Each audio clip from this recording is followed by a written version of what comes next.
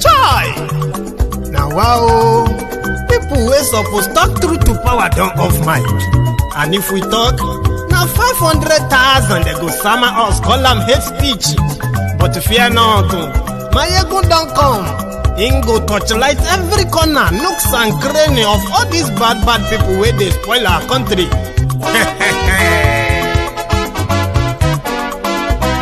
So my people make we laugh, oh, yo, yo. Mayegun don't come, oh, yo, yo. My people make we shout, oh, yo, yo.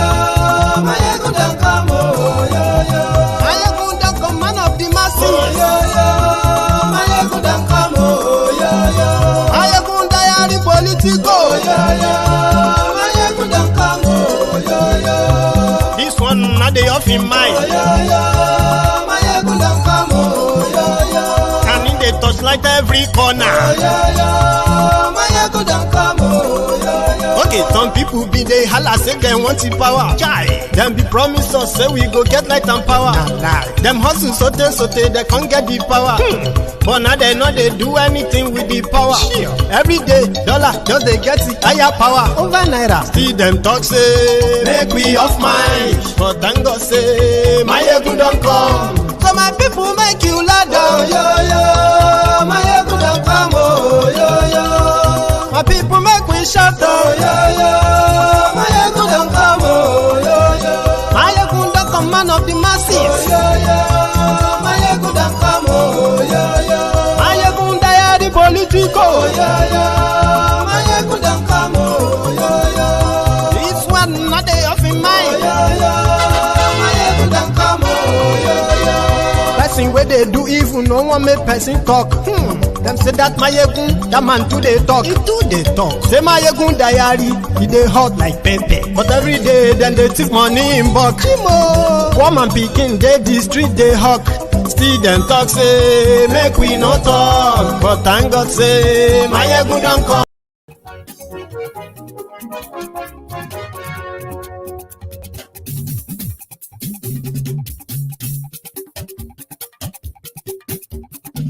Mayegun làwa mọ̀ làmọ̀ tó dòdòdò.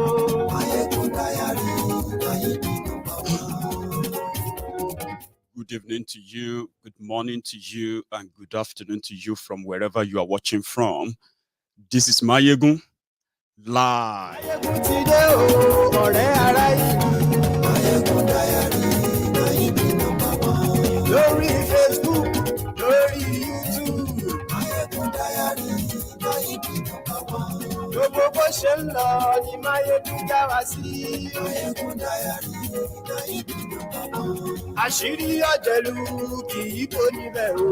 Mayegun Diary, Mayegun number one. Bó bá ṣe eré, àní Mayegun máa wí. Share the broadcast, invite your friends, invite your not so friendly friends. This is Amber Alerts. I'll be waiting to go call her. An awareness alert. This time around, it is becoming official, where the terrorists are now openly being funded by Nigeria. Mayegun Diary, Mayegun number one.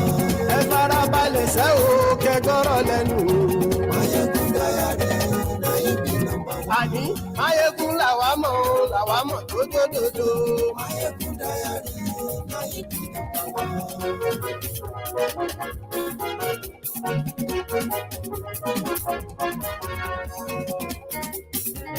Thank you. Àní ẹ̀sùn Raki. Yeah. Mayegun ti dé. Sure. How is that audio, by the way? Ẹ̀sùn Raki. Mayegun ti dé. Àní ẹ̀sùn Raki. Mayegun ti dé. Lórí Facebook. Mayegun ti dé. Àní ẹ̀sùn Raki. Mayegun ti dé. Lórí YouTube. Mayegun ti dé. Àní ẹ̀sùn Raki. Mayegun ti dé. Ọba bá gbé wúrẹ́. Mayegun máa wí. Àní ẹ̀sùn Raki. Mayegun ti dé. Ijó ìgbádìí yẹn. Thank you. I'm so sorry that it took us a while to start, especially for everyone who is watching this live. If you are watching a replay, you can easily skip all of these parts and just go straight to the message when you feel comfortable listening. So thank you for joining me tonight. I don't know if you have heard the news of the Nigeria, put it this way, Federal Executive Council, a place where, you know, president, the presidiot, the vice presidiot, the ministers, and then other people that are, I don't know, where they decide on what they would do with Nigeria. So this time around, apart from them, you know, paying for the hospital bills, flying the wives of terrorists with Nigeria's presidential jets, apart from doing all of that, it seems that, well, they said they did on Kaduna, Abuja, railway passengers, those ones kidnapped since March 28 this year.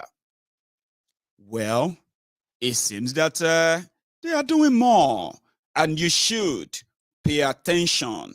I have done many series on the, and then with evidence and facts on the collusion, in fact, of the sponsorship of all the criminalities, terrorism that enveloped Nigeria by the government of Nigeria since 2015, when this APC, Egbekegbe, came to power. They used violence and terrorism to intimidate Goodluck Egbere Jolantan, and according to him, retaining or fighting to keep the presidency, that's not what, I mean, it's not worth the life of Nigerians. But that is different theory to the APC. Egbekegbe, they came with blood. And since they came, it's been bloody. Now, where before they came, we thought the Nigerian security agents and the rest of them, maybe they could handle the ragtag Islamic terrorists that want to take over Nigeria and Islamize Nigeria in no distant future.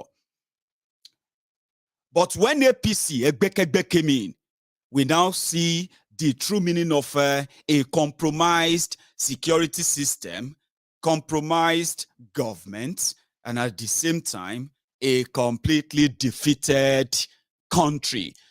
I mean, without the internal enemies, who in this case are the agents, you know, ministers, advisors from Boko Haram himself, who are very comfortable with the terrorists that have been spilling blood of innocent people. Now, before they came in, we thought it could be tamed. Now, after they came in, terrorism became a bigger business. As the country bleeds, those who were supposed to keep them safe, they continue to grow fat. Now, today, it is no longer hidden. Under this terrorist government of APC, Egbekegbe, terrorists have found safe haven in Nigeria. Rather than prosecute, right, or jail terrorists for their crimes, the APC, Egbekegbe of Boko Haram, they have something called Operation Safe Corridor for repentant terrorists, and they are not ashamed of that. Then they opened up the markets, their own economy for terrorists, right, to take over. How? They have now created an economy for kidnappers that is into multi-billion dollars industry as of today. Terrorists are pampered. It depends on what you, or probably from where or which angle you are, or from what lens you are actually viewing it from. Under APC, Egbekegbe, rather than have jailed terrorists, we have repentant terrorists. Then came the Fulani terrorists as well, which in fact contributed to the division you are witnessing today about Nigeria. Everything you read about Nigeria online and all of that, the greatest contributor to that is the Fulani armed terrorists that have taken over Nigeria with the help of the Nigerian security forces from the presidency till now. So at a time, a report came out. Who were those behind these terrorists? Who were the financiers of this terrorism? Then we figured out that they have been prominent members of APC. Egbekegbe. They have been prominent Islamic scholars in northern Nigeria. They have been a prominent Islamic movement in northern Nigeria. And all these outlets, we have now found out, well, discovered that they have been the recruiting cells for what is today the terrorism that Nigeria is now battling with. Before now, they were outside doing all of this. I mean, they had no control of government, talk less of the security. Today, they have control of everything. On the 28th of March, the Boko Haram terrorists, they struck. They killed over 18 people on the train leaving Kaduna for Abuja, Kaduna-Abuja Railway. And they kidnapped over 170 people. So this day, they have released so far less than 50 people. Not just that. In the last, March, April, May, June, July, August, in the last 5 months alone, these terrorists who kidnapped the Kaduna-Abuja railway passengers, they have made over 1.4 trillion naira in ransom payments from their victims. They have threatened, right, to marry off the young women, ladies among the kidnapped victims, if their ransoms are not paid. In the last 5 months, under this APC, Egbekegbe, the people who kidnapped the Kaduna-Abuja rail passengers, yeah, they have broken into the medium security prison in Abuja, where they freed all of their commanders that Nigerians didn't even know were being locked up in a medium security prison. Whoever lock terrorists up in a medium security prison other than the government that is in bed with terrorists? Yes. Now, in that same 5 months, the terrorists have enjoyed what is called the executive privileges, immunity, including demanding from the Nigerian government, according to Garbage Shehu, that the wife or the children of the terrorist leader, Boko Haram, responsible for the kidnapping of the Kaduna-Abuja rail passengers, yeah, the family in custody were given first-class presidential medical treatment and medical transportation, including presidential transportation, so to say. In this last 5 months, pacifying, the terrorists that Nigeria said they are budgeting over 4 trillion naira to buy arms, to fight. The same terrorists are enjoying cozy relationships with the same people, but it is about to get worse. When they asked the minister of transportation then, Rotifmi Amechi, that how can you guarantee the safety of passengers on this railway? Because the same terrorists that have the unbelievable amount of ammunition that could derail a moving train, They were the same people who have taken over Kaduna-Abuja Expressway. Many, many people have been kidnapped along that route, and they have never been found again. Yes. So this made many travelers to abandon the expressway for the railway. Now, the same terrorists that could derail a rail track, in this case, prompted the general public to be asking the Minister of Transportation, what's the plan? What's the safety plan? And he said, their plan, that was Amechi. This was way back in April, May. Amechi said he already received all the security reports along that track. And he already made the proposal to the Federal Executive Council meeting that they should give him an approval to spend 350 million naira, right, in order to provide security, surveillance camera, all of that stuff along that route. But the Federal Executive Council rejected his proposal. Why? Because, like as you'd all expect, Abi, now them be the government, now them be the clients, now them at the same time they are the contractor, Abi. So they are always the same. So they said Amechi's companies that Amechi wanted to give the contract to, the company never in their record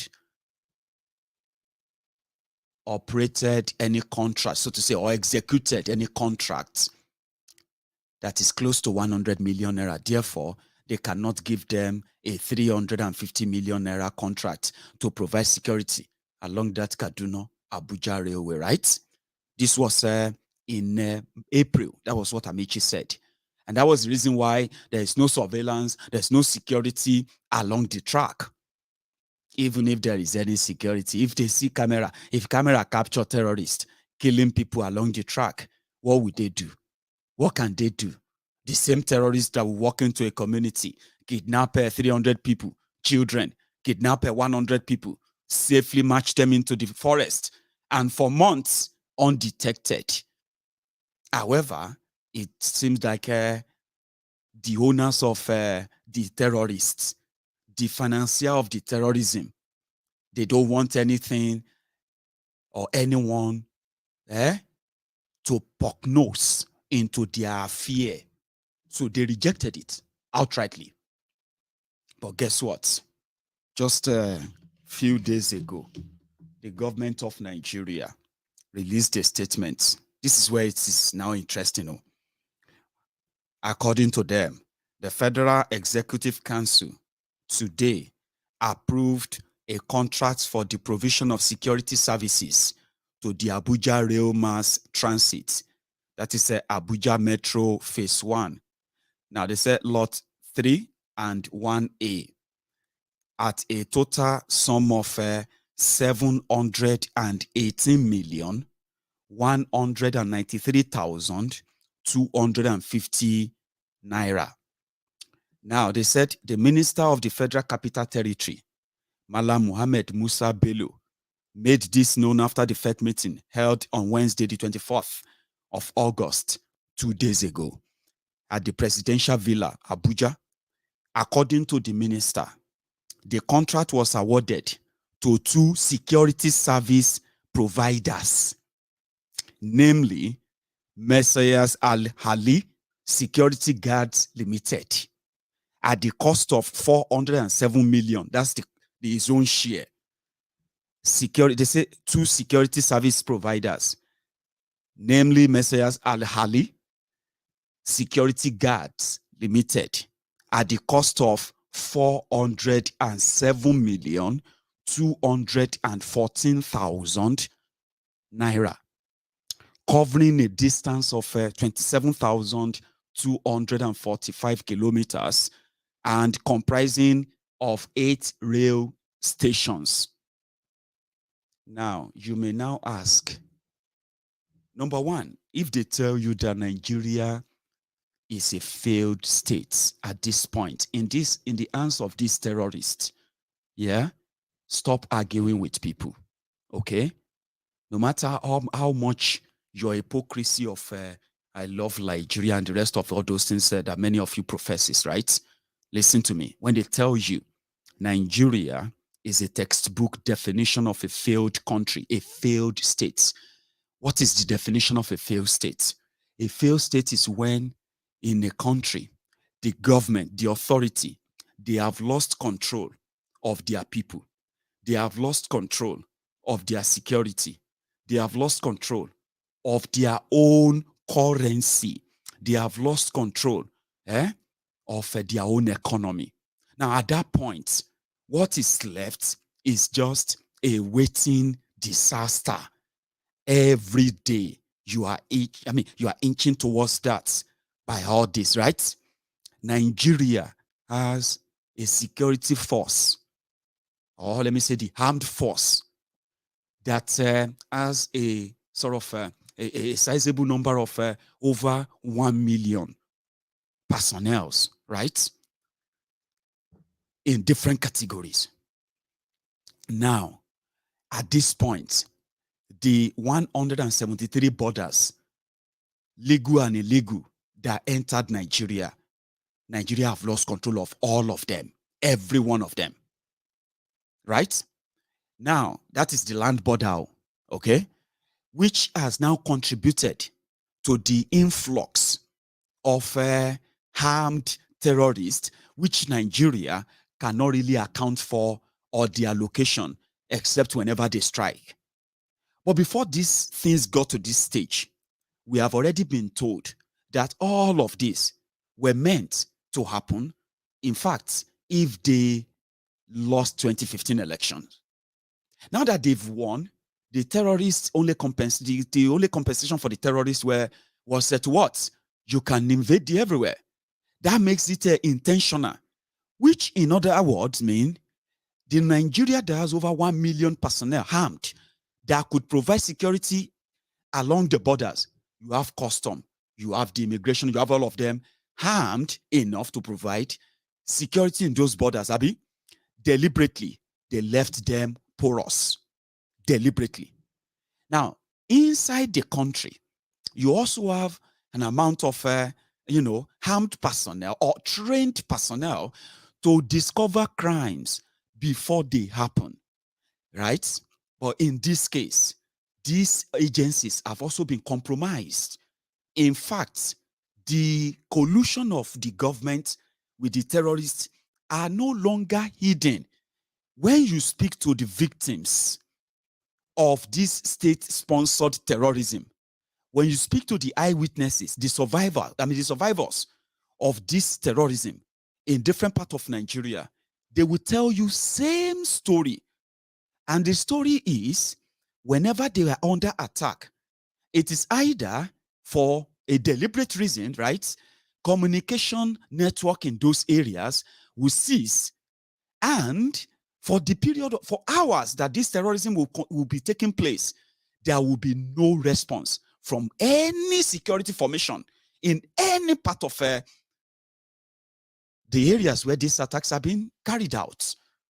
And the moment the attacks are done, completed, hours after that, when survivors are regrouping, in fact, aiming to go after their attackers, surprisingly, the Nigerian security forces will show up, right, to discourage them and threaten them that if they ever go after these terrorists, they will be arrested.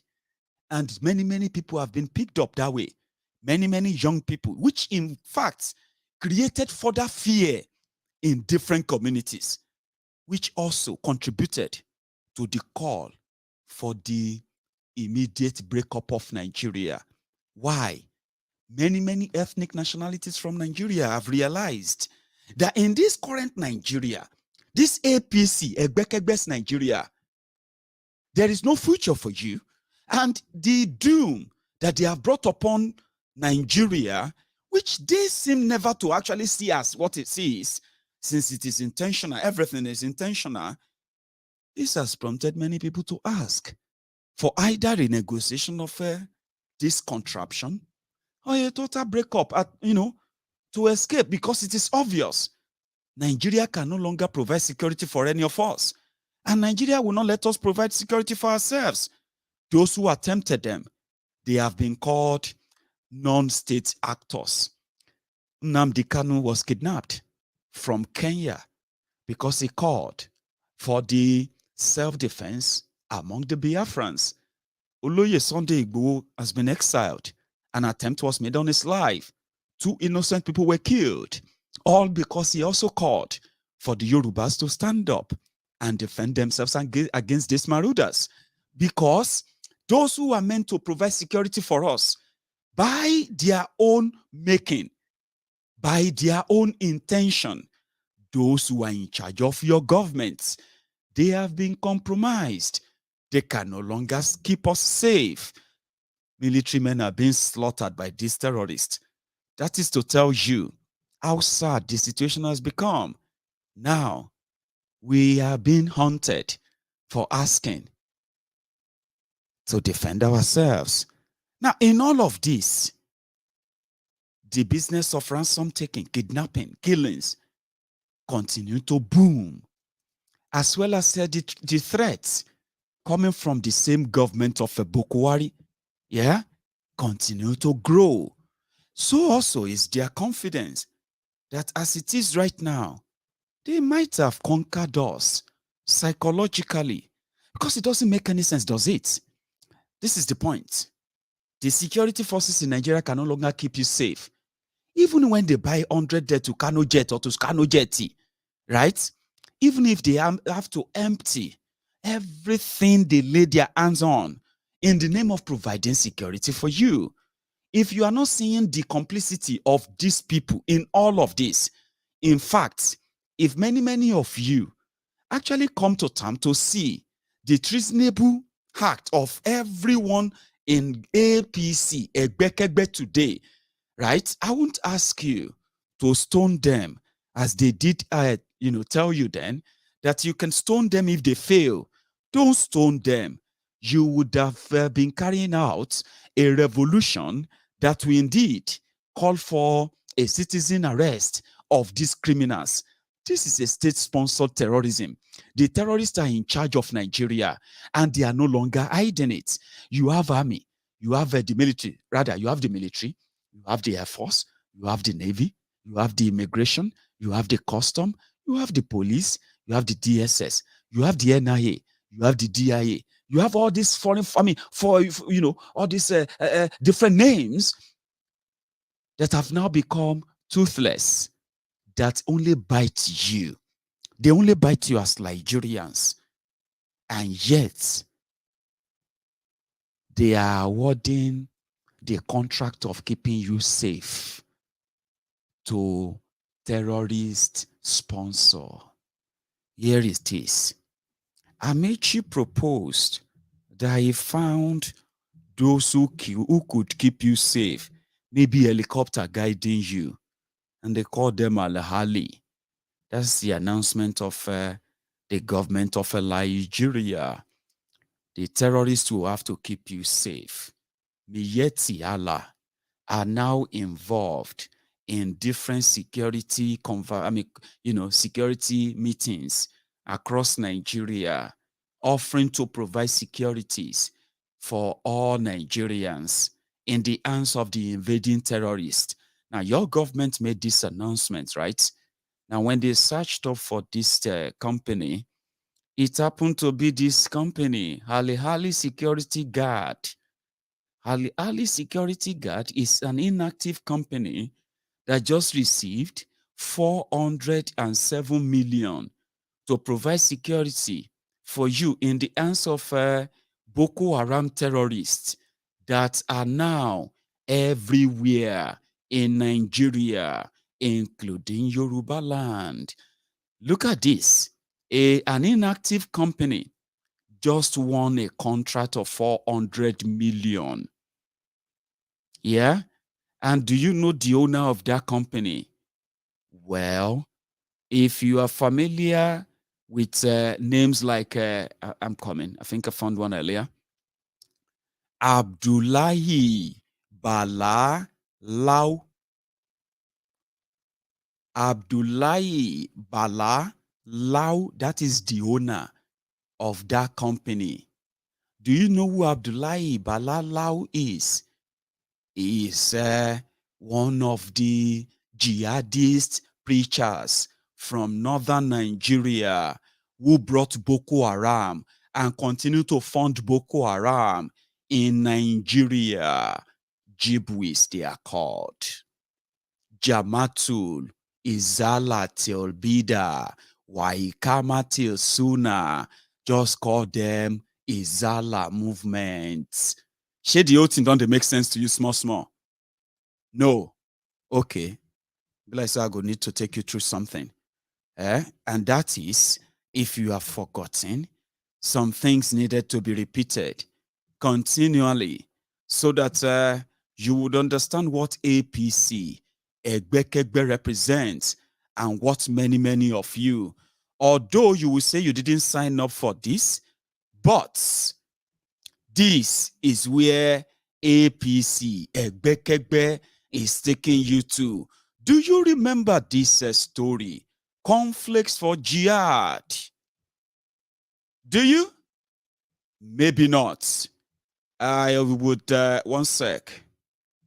Conflicts for jihad. Right. Some names will begin to pop up soon. APC, Egbekegbe, represents darkness. They represent death. And indeed, no matter what anyone says to you, especially those who have sold their own souls somehow for the pot of porridge, now at the federal level, as Miyetti Allah is making a kill, negotiating for terrorists and ransom payers across Nigeria, yes, they are kingpins who are also the greatest sponsor of the party that merged with ACN. You remember them? Anyway, it doesn't really matter anymore. Just call them APC, Egbekegbe. Let's read the conflicts for jihad. Let me rejig your memory just a little bit before we go to the next thing. Nigeria, David Udein, remember this? It's been over 10 months now that this report came to light. Up to this day, all of the characters mentioned in these reports today, they have pretended that this didn't happen because it is Nigeria. None of them has made an effort to even sue this author, David Udein. I'm going to read it back to you to rejig your memory once more. Mind you, let me make an adjustment on my screen a little bit. Terrorists have taken over, and no thanks to APC, Egbekegbe.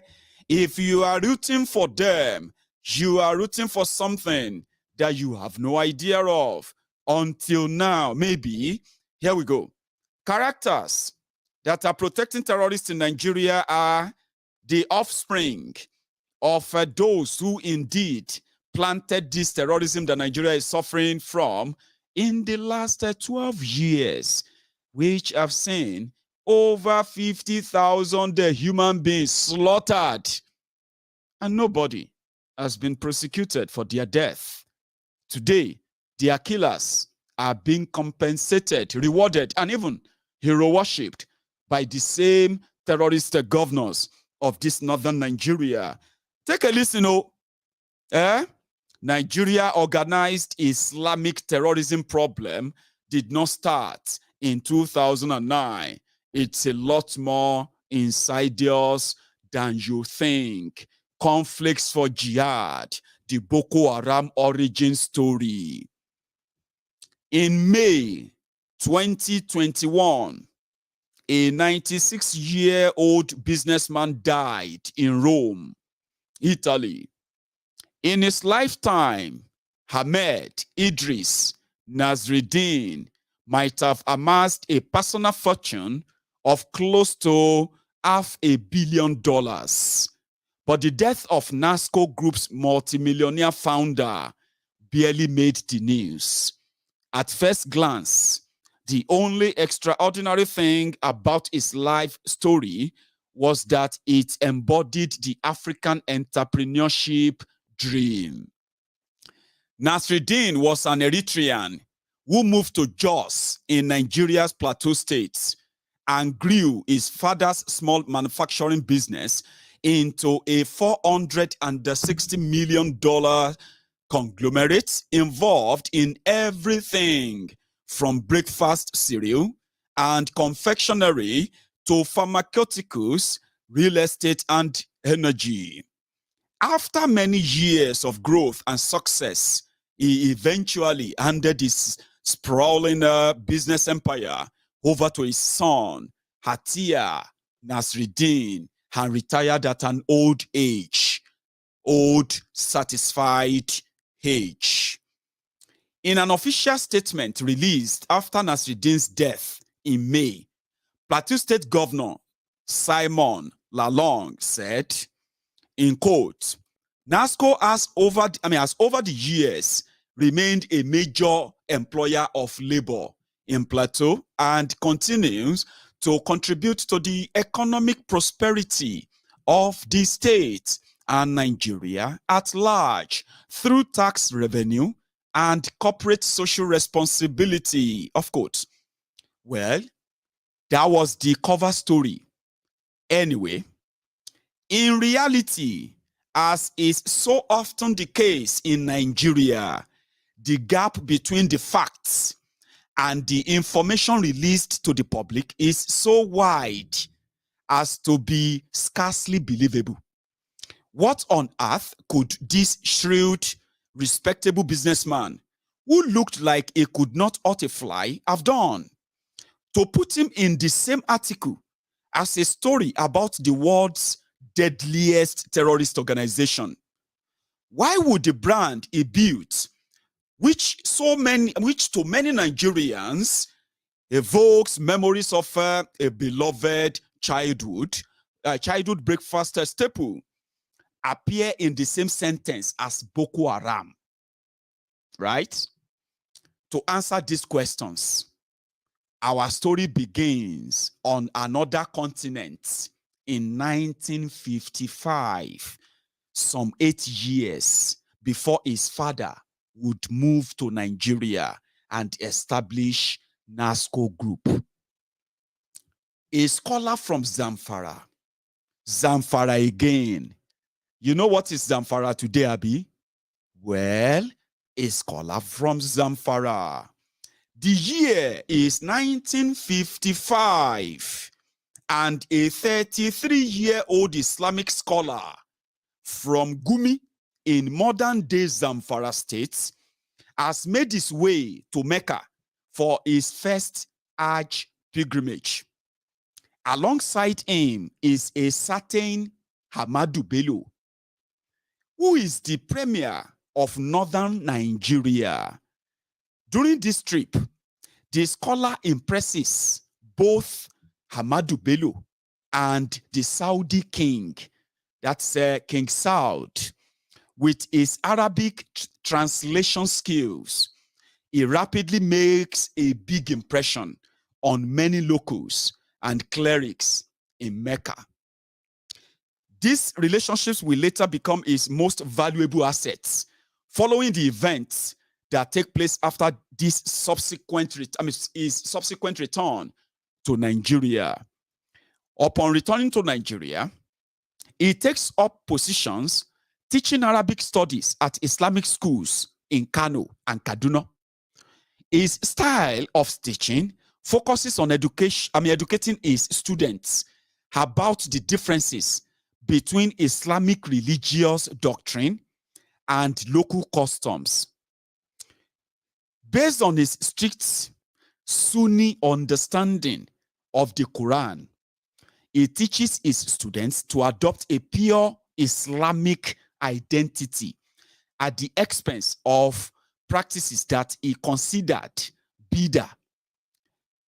That is roughly translated as innovation or corruption. So what is bidder? Bidder, Sharia definition of bidder is a newly invented way, beliefs, or action in the religion in imitation of the Sharia, that is prescribed law, by which nearness to Allah is sought, but not being supported by any authentic proof, neither in its foundations nor in the manner in which it is performed. Right?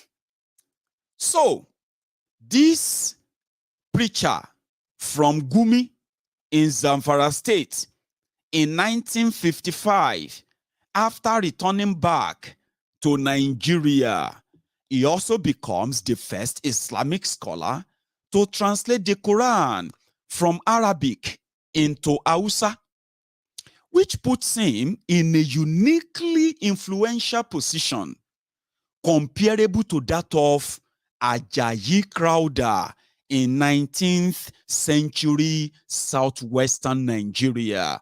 If you have studied the early Christians and the history of Ajayi Crowther, what David was referring to there will make a great meaning to you. That was who Gumi was. Now, using this leverage, it becomes an increasingly powerful figure in northern Nigeria with his essentialist views on Islamic doctrine gaining popularity. To him, the existing Sufi orders of northern Nigeria are polluted with bid'ah and unfit for purpose. It becomes well known for attacking the Tijaniya and Kadriya brotherhoods during his appearances on Radio Kaduna, while advocating for a return to Islamic purity. That Gumi, the preacher from Gumi, following the death of his friend and benefactor, Hamadu Bello, the scholar finds himself in a precarious situation. The new Nigerian federal government, led by soldiers, has a motive to crack down on anyone who is outspoken and influential.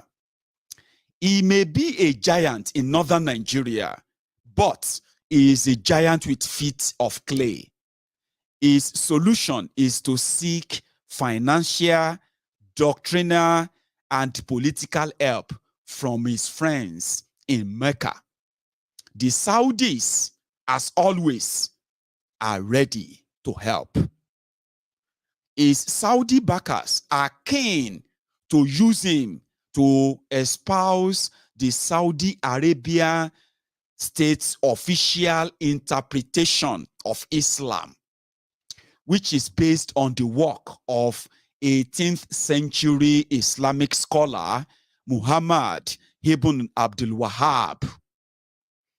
This fundamentalist doctrine, often known as Wahhabism, fits very closely with the teachings of our hero in northern Nigeria, and he enthusiastically sets about gathering support for this new Saudi-funded project. In the 2009 book, The Wahhabi Mission and Saudi Arabia, historian David Cummins says, in quotes, the Saudi-funded Muslim world, or the League, also sent missionaries to West Africa, where it funded schools, distributed religious literature, and gave scholarships to attend Saudi religious universities. These efforts bore fruits in Nigeria's Muslim northern region with the creation of a movement, the Izala Society, dedicated to wiping out ritual innovations. Essential texts for members of the Izala Society are Muhammad ibn Abdul al-Wahhab, which is Abdul Wahhab's treatise of God's unity and commentaries by his grandsons. So if you check, what is Wahhabism? Wahhabism is a strict, radical, fundamental form of Islam, less extreme than Salafism. It is the state religion of Saudi Arabia, enforced by religious police. No other religions allowed by law. Wahhabism means expansionist, unite world under Sharia. Are you following me? Well, let's continue. The last time I read this article, even my own supposed moderate Yoruba brothers and sisters who are already being indoctrinated into the northern style of Islamic extremism, the people who are now ready to kill people because of religion, that is never part of Yoruba land. But during this APC, we are now having Yoruba extremists, Islamic extremists too. They are still not bold enough to kill people yet in the name of the prophet or in the name of Allah. But they were so angry when I was reading this the last time. And I hope they are watching me right now. I'm reading this again.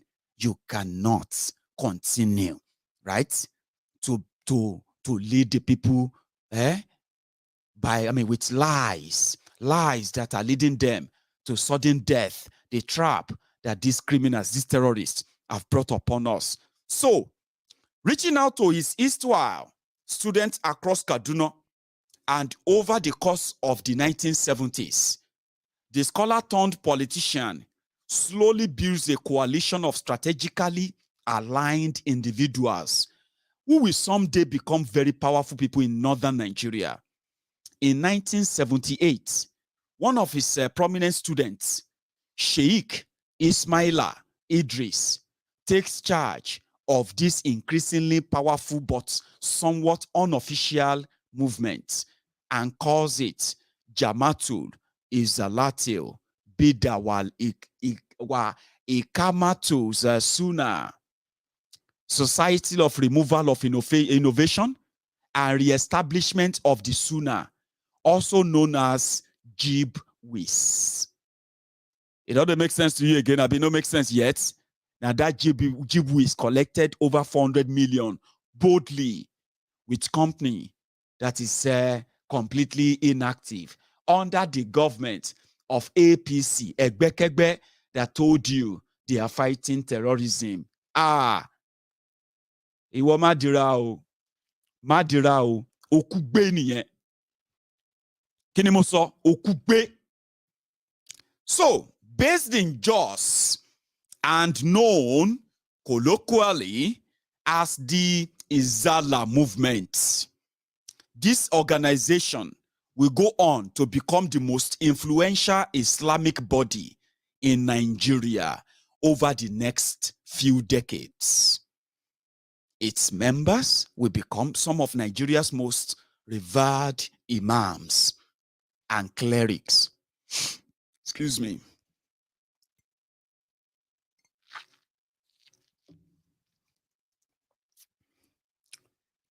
So, they will achieve ranks or high ranks in the Nigeria Armed Forces. They will sit on the Federal Executive Council. Jibwis will come to exert a level of influence over Nigeria's national politics and governance that is unprecedented for a religious body in Nigeria. Soon, it will become almost impossible to achieve power in many parts of northern Nigeria without identifying with the Izala movement the Boko Haram movement. Among other things, the scholar states that Muslims should never accept a non-Muslim as ruler, which can be interpreted as a call for insurrection against a Christian Nigerian president. He is never held to account for this statement.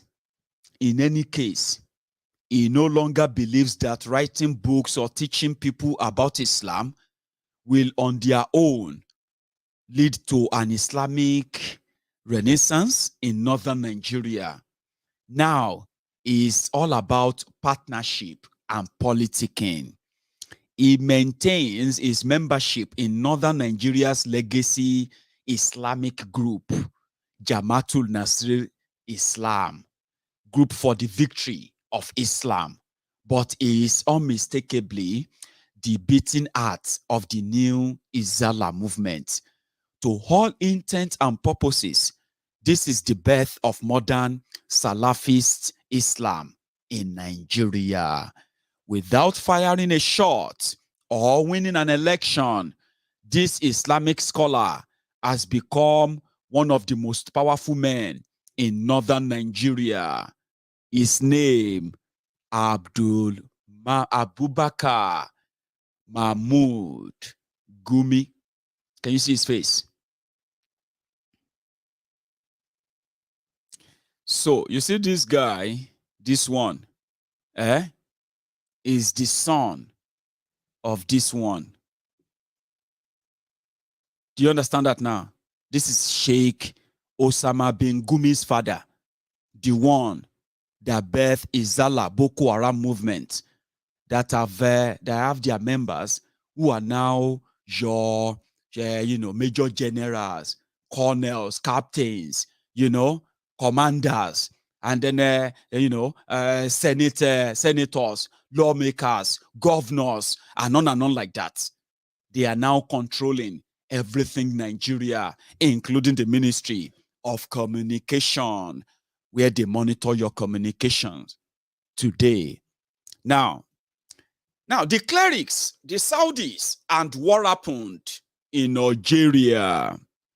So fast forward 33 years. 33 years. It is Christmas Day in 2011, and Abubakar Gumi has been dead for over 19 years. A bomb suddenly goes off at St. Teresa Catholic Church, Madala, on the outskirts of Abuja, killing 35 people and wounding a further 52. Almost simultaneously, a series of coordinated bomb attacks and shooting take place at churches in Jos, Gadaka, and Damaturu. An obscure Islamic group calling itself Boko Haram claims responsibility for this attack.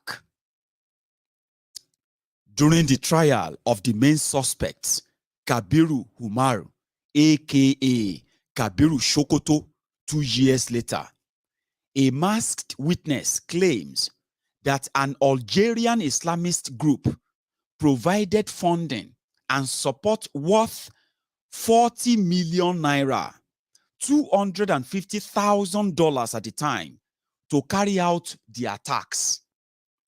To the general public, it is unclear what the link is between Islamists in northern Nigeria and well-funded terror groups in North Africa.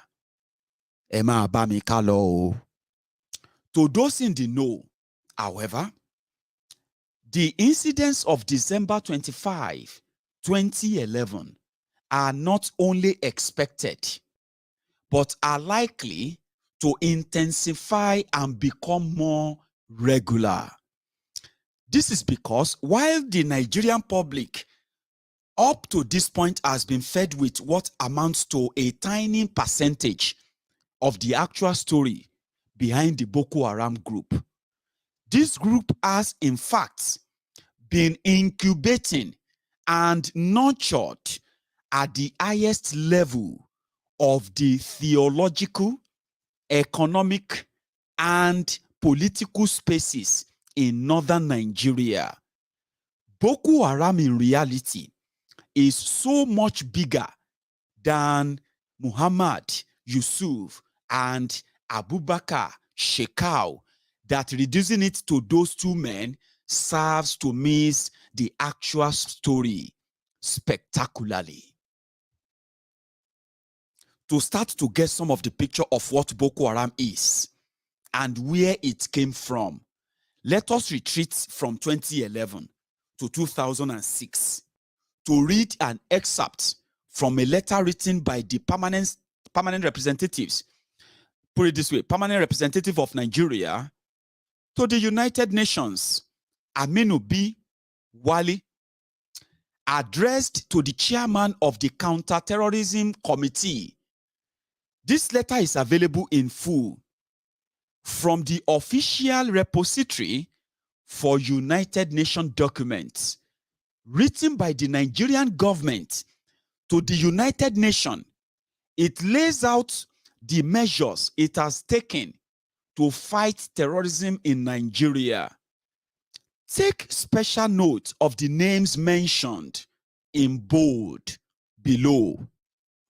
This is the copy of a letter sent by Nigeria to United Nations Committee on Counter-Terrorism on their effort in combating terrorism in Nigeria.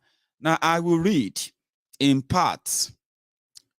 It said, court sitting in Abuja on Friday, March 3rd, 2006, granted an application stopping and freezing the financial and economic assets, including business properties and things within Nigeria belonging to or associated with Ahmed Idris, Nasreddin, Nasrate Nigeria Limited, and 3 other companies in that group. The assets were accordingly forfeited to the federal government of Nigeria in the interim. The Nigeria Department of State Services has also done considerable work in respect of tracking down terrorists and freezing and or seizing their assets. It has set up counter-terrorism centers in Lagos, Kano, Maiduguri, and Abuja to facilitate its surveillance. In 2005, the service arrested 6 local Taliban extremists returning from GSPC terrorist camp. The money in their possession was also seized. It had in 2002 failed attempt by GSPC to establish terrorist cells in Katsina and Kano in Nigeria. The leader of the network, Yakubu Musa Kafanshan, was arrested and prosecuted, and money and equipment found in their possession confiscated. Similarly, the activities of Haruna Saru or Sharu, another agent of GSPC financing extremists and terrorist activities by laundering proceeds from smuggled goods, was detected and dismantled. Several properties, including technical equipment, were seized, and Mr. Sharu arrested and detained. Another attempt in 2003 by another Taliban group to set up camp in Yobe State was dismantled. Banking secrecy and confidentiality has been abolished in Nigeria by virtue of Section 12, subsection 4 of the Money Laundering Prohibition Act of Prohibition Act 2774. At the regional level, Nigeria has contributed greatly to organizations of Giaba, this, that. Now, the WikiLeaks cable from 2002 confirms that this arrest actually did take place, only for the suspects to be released inexplicably after 27 days in detention. This is the WikiLeaks cable on your screen. Now, for those who are not aware, Yakubu Musa Kafanshan, also known as Sheikh Yakubu Musa Kassina, and also known as Yakubu Musa Azan, is a founding member of the Izala movement, Jibwis, and is in fact the current chairman of his board of trustees and the chairman of the Katsina State Jibwis chapter. He is a widely respected Islamic cleric and a very close personal friend and public associate of, well, no price for guessing, Isa Ali Pandemic. Yes, Isa Pandemic, Nigeria Minister of Communication today. Are you following? Maybe not. Look at them here. If you don't know who is Sheikh Yakubu Musa Azan Kassina, shortly, yeah, that is him in that image. He is a highly respected Islamic scholar in northern Nigeria today. He is a spiritual leader for the Minister of Communication of Nigeria, Isa Pandemic today. This is the man arrested for trying to set up terrorist camp, Boko Haram camp in Yobe State, Boko Haram camp in Katsina State. Maybe you are not following yet. Let us continue. Mr. Kafanshan was even recently named as one of the 500 most influential Muslims in the world by the Royal Islamic Strategic Study Center, a Jordanian government-affiliated NGO. More on that later. So the 500 most powerful Muslims. Yakubu Musa Kafanshan, or Musa Kassina, is a popular preacher in Nigeria. He is also the leader of the Izala revivalist sect in Katsina. The Izala, or Jamaatul Izalatil Bidiawa Ikamatu Sunnah, movement against negative innovations and for orthodoxy, is an activist Sufi brotherhood that calls for a return to the practices of the Prophet Muhammad and a true practice of Islam. Hailing from Katsina, that is where all of you who claim to be following your fellow Islamic, my fellow Islamic brother from northern Nigeria, we are brothers. You are not brothers, so you are Odeniye. These are the people that are killing people because they believe that many of you have corrupted Islam. You have brought in so many adulteration to Islam, and you will be killed. That is what Boko Haram represents. They said you have to be killed. You are Muslim, Abi. You are infidel. Tifnumbu is a Muslim, Abi, but he's an infidel. That is why they don't trust him. He cannot lead them. The only way they can trust, Tifnumbu is to give him another Kabiru Shokoto sponsor, shitman from Shokoto, from Borono, Kabiru Shokoto leader.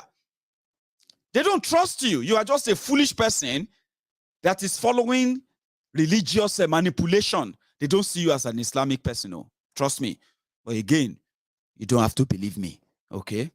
Anyway, apparently, Mr. Kafanshan has been known to the Nigerian security forces as the leader of a terrorist network trying to set up terrorist cells in Katsina and Kano as far back as 2002.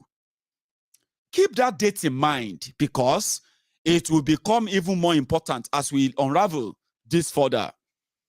According to official Nigerian government communication to the United Nations, this real-life Islamic terror organizer is known to have affiliations with a certain GSPC group trying to carry out terror attacks in Nigeria, and he was even arrested for it in 2002. 7 whole years before the world ever heard of a Boko Haram. 7 years before you even heard about Boko Haram at all. This man was already arrested. A terrorist who has affiliation link to other terror groups who are trying to set up terror camps in Nigeria. Ọlọ́run o, ẹ̀yin alálẹ̀ o. Tó bá jẹ́ pé lóòótọ́ lẹ́yìn alálẹ̀ ilẹ̀ Yorùbá lẹ máa ń gbọ́ agbe àwọn ọmọ yín. Ṣé rí gbogbo àwọn olórí burúkú tó ti gbàbọ̀dé ńlẹ̀ Yorùbá torí ìjẹkújẹ yìí, torí wọ́n Nàìjíríà àti Tinubu yìí. Ìwọ̀rọ̀ ẹ̀yin alálẹ̀ ẹ̀ẹ́dẹ̀ bá wà pa wọn rẹ báyìí ká má tiẹ̀ kọ́ parẹ́ láàrin wa báyìí Ọlọ́run. Àbí kí ni gbogbo eléyìí? Terrorist organization APC ẹgbẹ́kẹ́gbẹ́. They have people who believe in them. And they work on lies. And they believe in their lies. Even when people are dying. Terrorists too. Now this man collect 400, is one of the who collect over 700 million to come and give you security. Ẹ̀yin alálẹ̀ o. Omi ara wọn, ẹ̀jẹ̀ ara wọn tó ti gbàbọ̀dé fúnlẹ̀ Yorùbá. Omi ara wọn, ẹ̀jẹ̀ ara wọn kó máa gbòdì fún wọn ni. Ní kúre o. Àmì ni ó ṣe, má rànjú mọ́ mi. Àmì ni kò ṣe o, ní kúre. Wọ́n tó ń gbé APC ẹgbẹ́kẹ́gbẹ́ kiri báyìí. Tẹ́ fi ń tàn wá ńlẹ̀ Yorùbá. Terrorists will now be the ones. They are the one terrorizing us. They will now be the one collecting your money to provide security for èpè ló máa pa yín o, tọmọtọmọ o. Because kò rí balẹ̀ Yorùbá o. Ó folómi ẹ̀fọ́ ń ṣe o. Ó folómi ẹ̀kọ́ ń ṣe. Tìrán máa ṣòfò ni o. Àtẹ̀yìn àti Tinubu yín o. Àmì ni ẹ ṣe o, má rànjú mọ́ mi o. Àmì ni kò ṣe o. This terrorist on your screen, Nigeria knows about him. He's a friend of Boko Haram. So yet, in 2021, he is not only a free man, but a powerful free man with access to federal ministers, state governors, and president or president Muhammadu Boko Haram himself. Look at them there. They are doing prayer. Ṣé rí wọn? Ṣé rí àwọn terrorists o? Àwọn apààyàn o? You see them? Àwọn ló ń ṣe prayer yẹn o. Ìpìlẹ̀ máa gbà lẹ́nu wa lójoojúmọ́. Ẹ̀yin olórí burúkú tẹ wá tọ́nara tẹ́ pa ọmọ Yorùbá lọ́mọ àlè torí wọn tẹ̀lé Tinubu. Ní kúre o. Ò ní kúre. Even bí mi ò ṣe pè fún yín gan. Èpè lẹ́ ń ṣẹ́ fúnra yín pẹ̀lú APC. Kò sẹ́ lè kúre náà. You know if you die well. You know why? APC no mean well for you. Jaba jati ní kú. Rédèrèdè báyìí òun ní kú alábòsí. Lè kúre o. Àmì ni ẹ ṣe o, má rànjú mọ́ mi o. Nǹkan fáwọn èpè tẹ́ ń ṣẹ́ fúnra yín ni. And then there is the GSPC angle.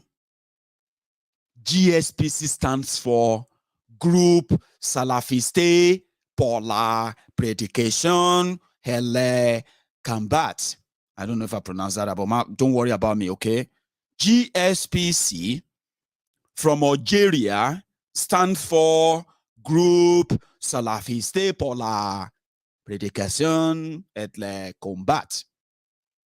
Salafist group for preaching and combat. It's all about jihadists. It's all about bati, combat. Wiki lo deshogun la jeni. Prophet Muhammad sallallahu alaihi wasallam died thousands of years ago, and you are here, killing people, cutting off their head, kidnapping women, children, raping them, and then you said you are marrying them off only for you to come back with children and these raped victims that you kidnapped, and Nigeria is welcoming them. Repentant terrorists. It's all about fight for what? Shogun la yeni.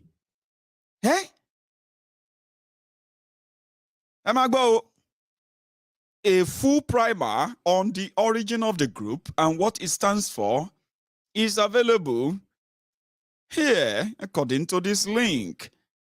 Cliff Note Summary. Cliff Notes of summary, or so to say, Cliff Note Summary, rather. It is an illegal Salafi terrorist organization based in Algeria, which is affiliated with Al-Qaeda and the Taliban. It don't make sense now. Al-Qaeda, Taliban, Al-Qaeda People's Congress, Akpanyo People's Congress. Taliban. Good. And it is the same Taliban that collected $5 million from you, from Boko Haram. Remember that?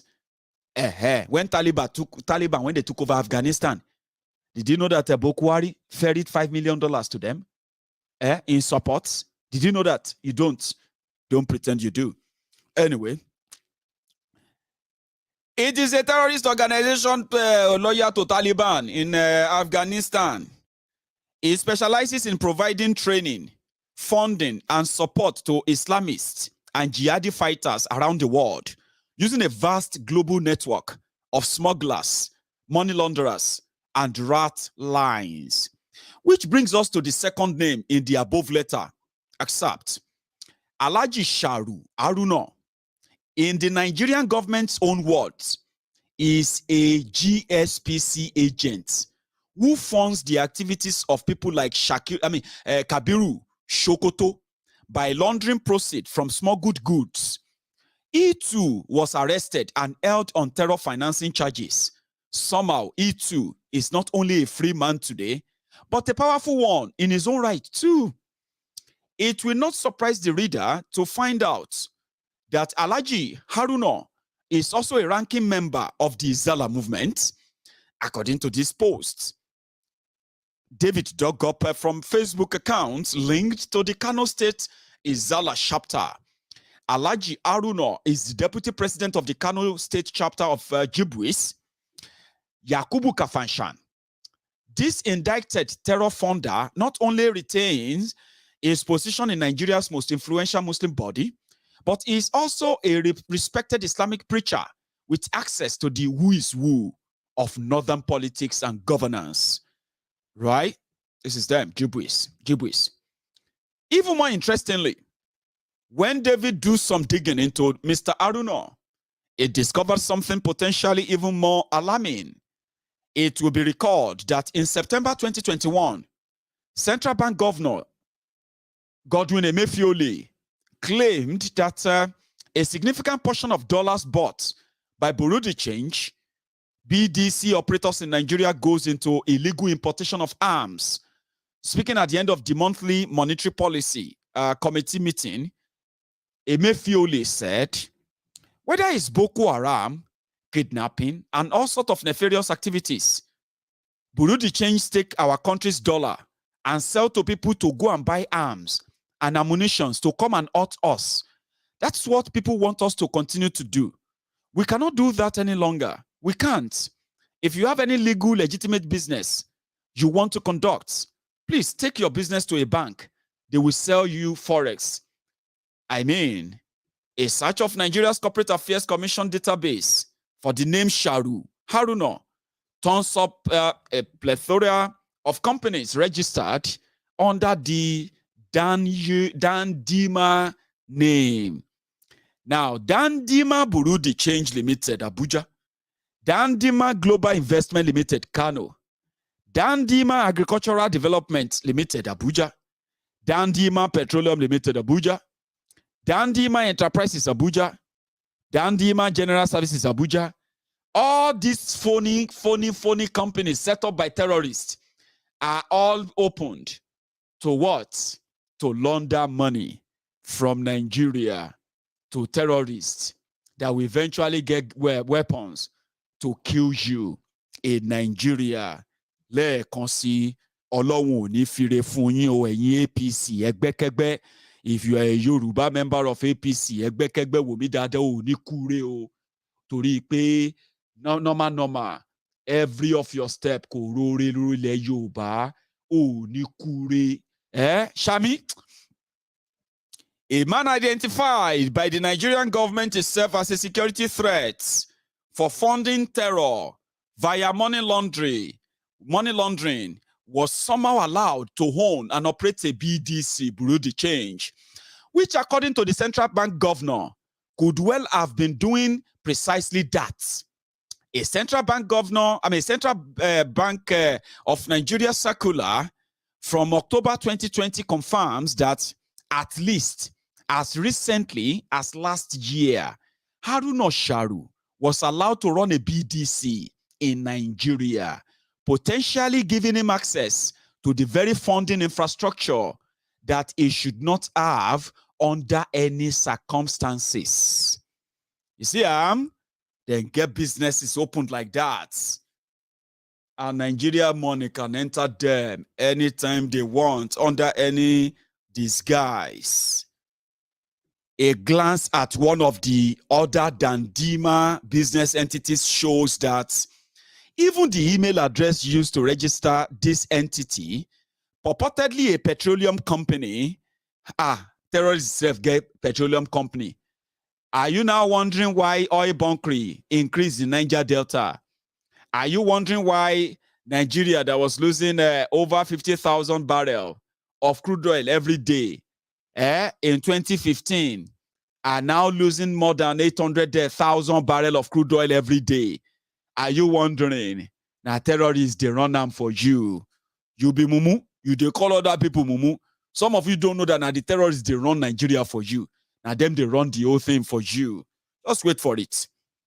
A glance at another one, there's a business that shows that even the email address used to register this entity, purportedly a petroleum company, albeit one with zero identifiable corporate footprints, belongs to Dandima BDC, which says everything about how important the BDC is to Haruna Sharu. The question left unanswered is why? Baba, Dandima Petroleum. Want to finish? In case the reader, in case you are wondering if this picture can get any worse, the answer is yes, it can and it will.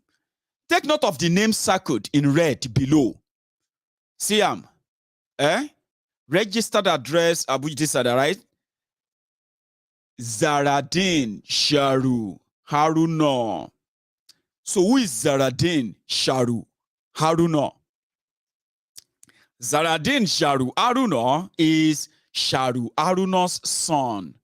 So it is no surprise for him to show up as a director on his father's BDC registration documents.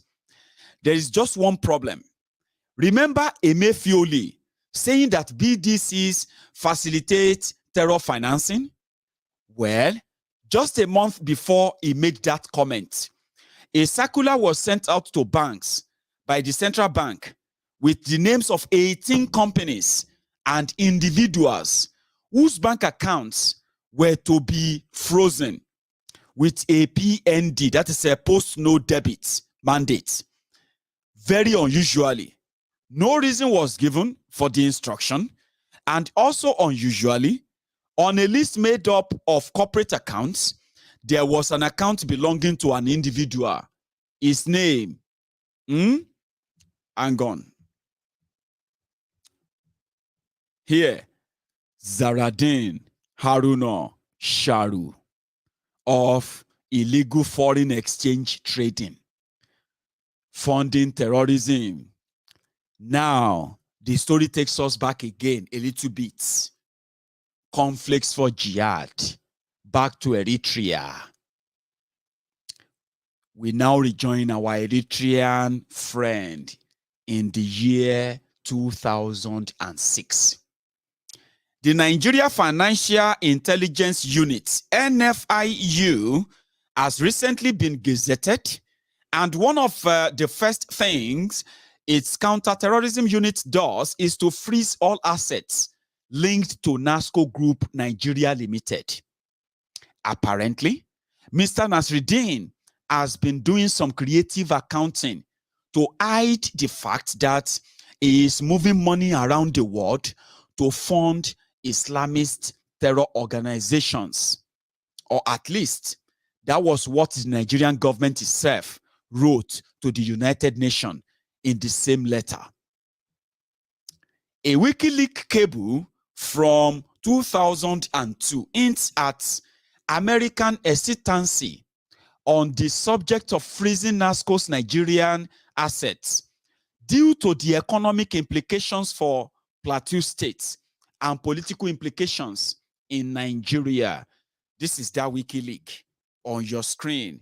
You can screenshot it. It's a bit explained in the next paragraph.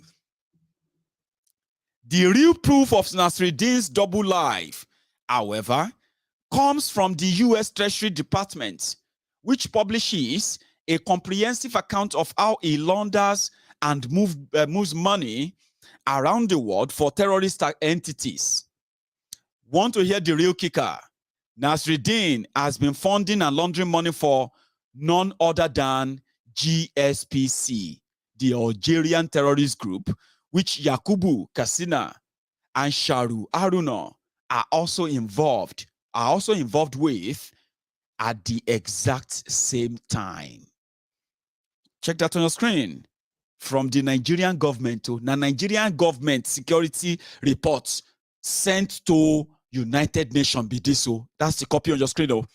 Now, the Nigerian jihad being trained in Algerian camps in 2002 will later return to Nigeria and make up the core of what will later become known as Boko Haram. And what a coincidence. NASCO is also based in Jos, which so happens to be the headquarters of the Izala movement and its many North African alliances. Using money made from selling market-leading FMCGs to Nigerian consumers, a cross-border network of terrorism is being nurtured that will someday kill the very kids eating NASCO conflicts every morning. And it's all thanks to this nice gentleman from Eritrea, Ahmed Idris Nasruddin. So, here you go. Nasruddin, however, is a very rich man. Like all very rich men, he appears to have a way around problems that would ground other people. In 2005, Lisa Myers and Aram Rostin of the NBC News Investigative Unit discovered that despite his designation as a terror financier in the US, Nasruddin's Nigerian business empire and his Italian hotel are still operating as normal. Quoted in the story, Victor Comras, a former terror finance expert at the State Department, says, in quote, "This isn't a loophole. This is a failure to implement the sanctions appropriately. He's been involved in terrorist financing. Let's put him out of business." In 2005. That would prove easier than done. Easier said than done, because just 2 years later, in 2007, the LA Times publishes a story indicating that, to all intents and purposes, Nasruddin has cut some kind of a deal with the US government, likely involving asset forfeitures, to get his name off the list of terror financiers. He has been indicted for funding terror, some of which has found its way into the lives of the Nigerian consumers, who have made him fabulously wealthy, but he is off the hook. That's the report. For the people who have died in the Madala Christmas Day bombings, facilitated by the people he funded and supported, there will be no justice. Nasruddin gets a hand over NASCO. Nasruddin gets to hand over NASCO to his son, and he lives out the rest of his life in peace and comfort, dying at the ripe old age of 96. So many of you that are praying, God will deal with them. God, you see, wicked people live old. In fact, so many of them die peacefully. Now you, the zombies, the unboot slaves, the obedient fools, the sophisticated morons. You. Now you they die miserably. So if God is actually acting in this case, now they die painful death mostly. Wicked people, they actually live peacefully to the old age before they die. When they die, they continue to be celebrated by you, the victims of their terrorism. So God is not dealing with anybody as you would probably want him to do it. No. They live old. Terrorist, when no blow himself up, they live old enough to perpetuate that terrorism until they are stopped. Most of the time, that's why when you see terror funders, you destroy them, you destroy every source of funding they have, and you get them off the streets completely for life. Not in Nigeria, they are celebrated. So David continued. I mean, he mentioned earlier, as he said, I mentioned earlier that the death of Yakubu Kassina's initial attempt to establish terror cells and Taliban training camps in Kano and Kassina was important. Here is why. Remember Abubakar Gumi's stated position that Muslims should never accept a non-Muslim as ruler? It just so happens that the concerted push for Sharia law across 12 of northern Nigeria states lines up perfectly with the election of Olusegun Obasanjo as president in 1999. Examining the eras of Shehu Shagari, Muhammadu Buhari, Ibrahim Babangida, Sani Abacha, Abdulsalami Abubakar as consecutive Muslim Nigerian heads of state, it is near impossible to establish the existence of directed or coordinated push for Islamic law in that area. Following Obasanjo's entry, however, Zamfara, Kano, Sokoto, Katsina, Bauchi, Borno, Jigawa, Kerbi, Yobe, Kaduna, Niger, and Gombe decided in quick succession to embrace a separate penal code from southern Nigeria based on Sharia law. They did it when they had a southern president, a Christian president. That was the time they always pushed for whatever they wanted, because when they have their people there, they don't need to really push. They just do it. Understanding the political resonance of the Zala movement in northern Nigeria and the power wielded by the indicted terror financiers and terrorists who still sit on his board is key to understanding two things about terrorism in Nigeria. Are you listening? Boko Haram is a logical development growing out of the rise of political Islam in Nigeria, with its roots in Salafism, popularized by Abubakar Gumi and his ideological heirs. It is impossible to divorce Abubakar Gumi's use of Saudi money and Wahhabi indoctrination in the 70s from the adoption of Sharia law in northern Nigeria. The rise of violent Salafists like Abubakar Shekau and Isa Pantami, whichever one is easier for you. The man you have on your screen right now, a Salafist terrorist, is the Minister of Communication of Nigeria as we speak. Have you not been wondering, why is it so difficult after you registered your BVN? After you registered this, you did this one, you did that, registered your SIM card. The terrorists that are kidnapping you, collecting ransom from you, they are using your own phone to speak to your family members, your relatives, the victims, the family of the victims, who are bringing ransom payment to them. Yet, Nigerian security agents, police and the rest of them, they can't really track them. But you say something about Buhari, say something that they don't like about Tifnumbu, their DSS will track you down within hours. So do you know why? Because the person in charge of your communication, monitoring your chat, your text, your social media action and all that. The people taking all your details is a Salafist terrorist. It's a pandemic. It's a patantami. Listen to this, oh.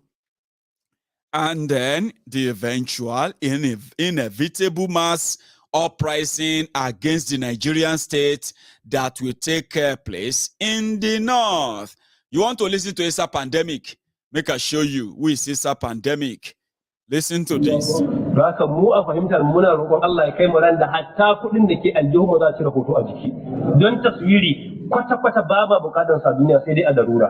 Amma hatta wannan ba ka da kaulin malami ɗaya a duniya da ya ce halal ne. Sai dai kawai darura. To Allah ya fitar da mu a cikin wannan. Mu kai matakin da kuɗi ma mun fi ƙarfin taswiri. Ba ma bukatar taswiri a jiki. A addinin mu taswiri ko hoton sahabi ne ai ba addini bane ajiyewa. Suraka hatta wannan Allah ya kai mu da wannan Gregorian date kalandar arna da ke jikin kuɗi Allah ya ce wa ma qataluhu wa ma salabuhu walakin shubbiha lahum na an kashe Isa alayhi salam duk wannan ba mu bukatar sa kuma in Allah ba mu dama duk za a gusar da shi insha Allah ta'ala. Inshallah ta'ala, one day they are going to change that calendar you are using. All of you using January 1st, 2022. September, my birthday is September 15.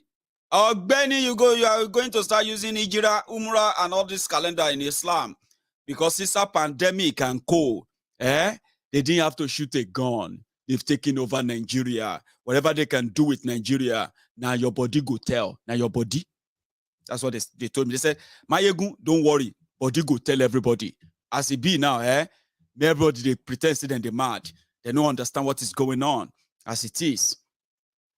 The second part, while the Boko Haram is an unattractive one, the goals of Boko Haram are by no means unattractive to those who make up the ideological core of the Zala movement, which is Nigeria's most influential Islamic sect.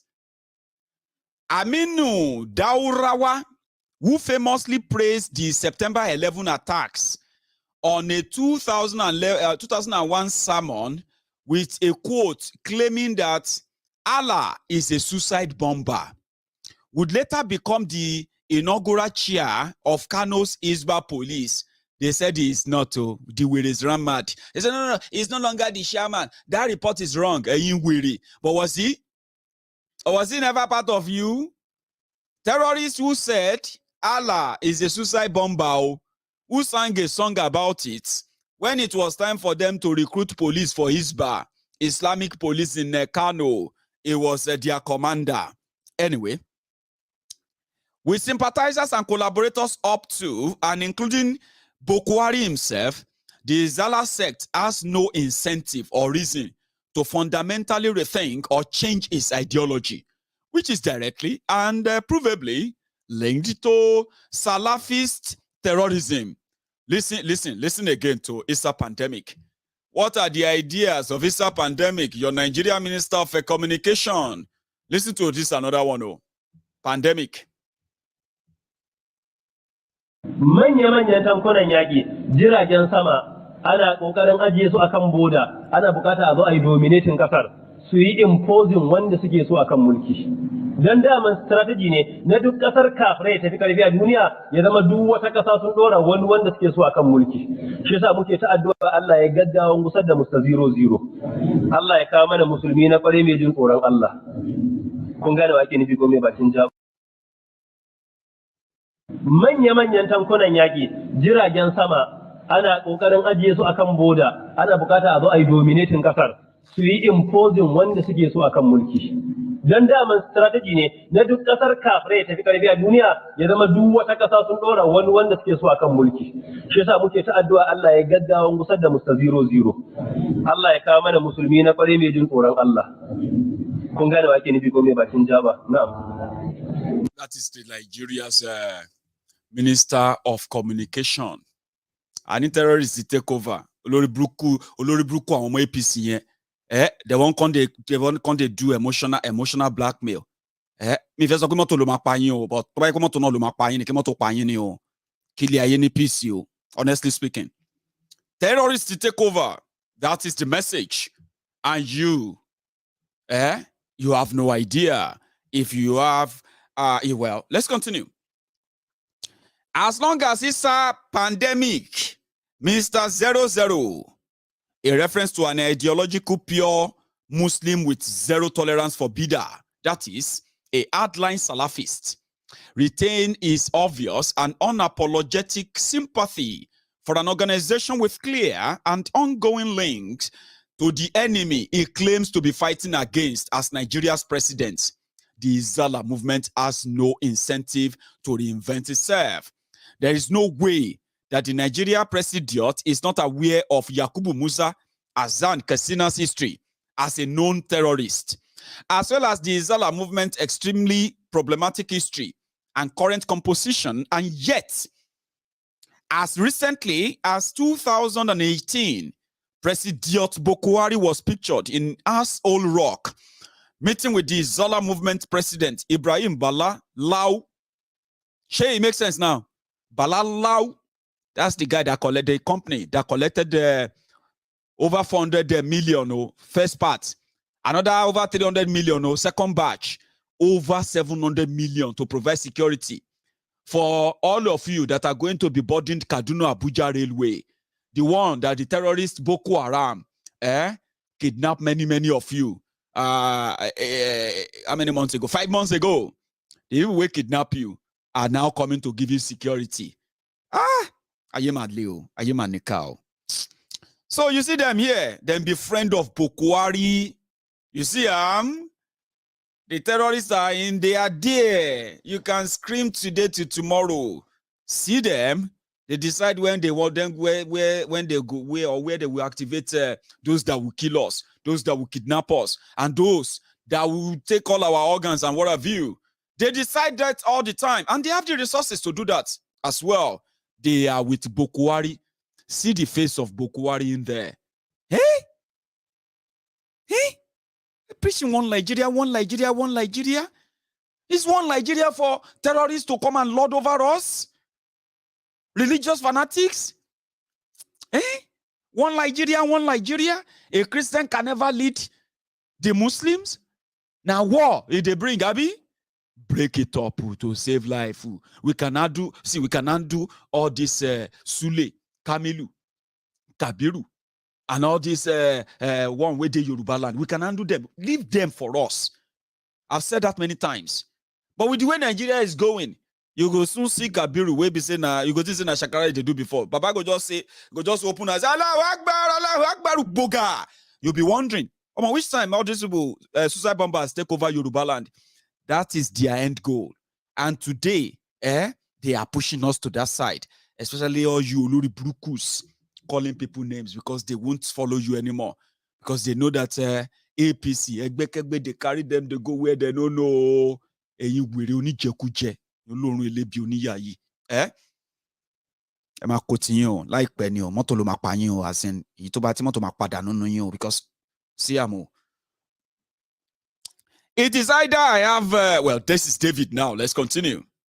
David said, it is either I have more access to information about his friends, that's Boko Haram, an associate, than the Nigerian president does, with a plethora of intelligence and information gathering agencies at his disposal. Or he knows all this already, and he has chosen a side. Clearly, to the Izala movement, this picture taken in 2018 was a statement. Yes, we have taken over. Yala ya anybody. Shele mad, shele stupid. Yala ya anybody. We dey here. Now so rock be this. Now we dey run arm. You see your family member dey kidnappers den today. If any of your family member is among the people being kept by the Boko Haram on Kaduna Abuja Expressway. Now those who do them be this. Now them be this. All of them. 5 of them. You see them? Now we do them. Now we they run them. Now them they run them for you. You can't go around and brag about the thing we go. Well, anyway, clearly, to the Izala movement, the picture was a statement, and they did make that statement. An Obasanjo government may have arrested Yakubu Kassina and his likes in 2002 But 16 years later, Katsina's ideological ally is in office, standing solidly next to him, as he stood solidly next to Issa pandemic. The Zala movement has won, and everybody else has lost. Sadly. The only other angle of high-level involvement not yet addressed is that of the Jordanian government. Recall that Yakubu Kassina was named among the world's 500 most influential Muslims by a Jordanian state-backed NGO. Do you remember? Well, it turns out that the NGO in question, the Royal Islamic Strategic Studies Center, is itself affiliated with the Royal Al-Bayt Institute for Islamic Thought. A visit to the Institute's website reveals something strange. One of his publications titled Report on the Inter-Religious Tension and Crisis in Nigeria, published in May 2012, has the following to say about ending violence between Muslims and Christians in Nigeria. Listen up. Economic part of their plan to end Muslim Christians killings in Nigeria. Rampant neglect and mismanagement in various economic sectors, even at the highest level of government. The vast disparity between wealth, education, healthcare, and employment levels in the Muslim North versus the Christian South. Tension arising from Akwa Ibom, Rivers, Bayelsa, and Delta State wanting bigger shares of oil and gas production, leading to disparity in the quantum of funds allocated to the states in the oil-producing areas versus the states in the north, where no northern state produce any oil or gas. And there is an over-reliance on federal allocation derived from oil revenue because of negligible internal revenue generation in states. They were lamenting the underdevelopment of a number of natural resources and sectors, e.g., agriculture, mining, due to the focus since independence on Nigeria's oil wealth, poverty, unemployment and underemployment, land disputes, and lack of a clearly demarcated grazing grounds for the nomadic Fulani cattle herders, lack of assistance on the part of government to victims of violence housed in refugee camps to enable them to re-establish normal life.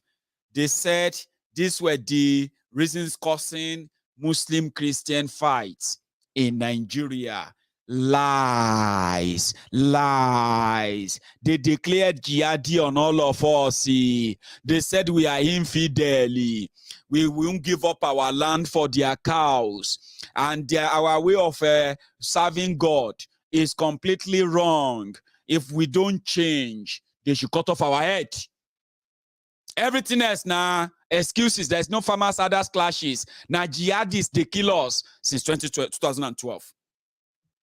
Anyway, this report, produced by a state-funded NGO in Jordan as far back as 2012, is prima facie evidence of a coordinated international campaign of strategic disinformation for the purpose of framing the reality of terrorism in Nigeria in a way that is completely dishonest. That is why they are calling terrorists bandits. That is why they are calling them repentant bandits. Repentant terrorists are bandits in Nigeria. It is all intentional. Yes, intentional. Dishonest. Making reference, this, according to David, they said, making reference to alleged income disparity between Nigeria's Christian South and Muslim North.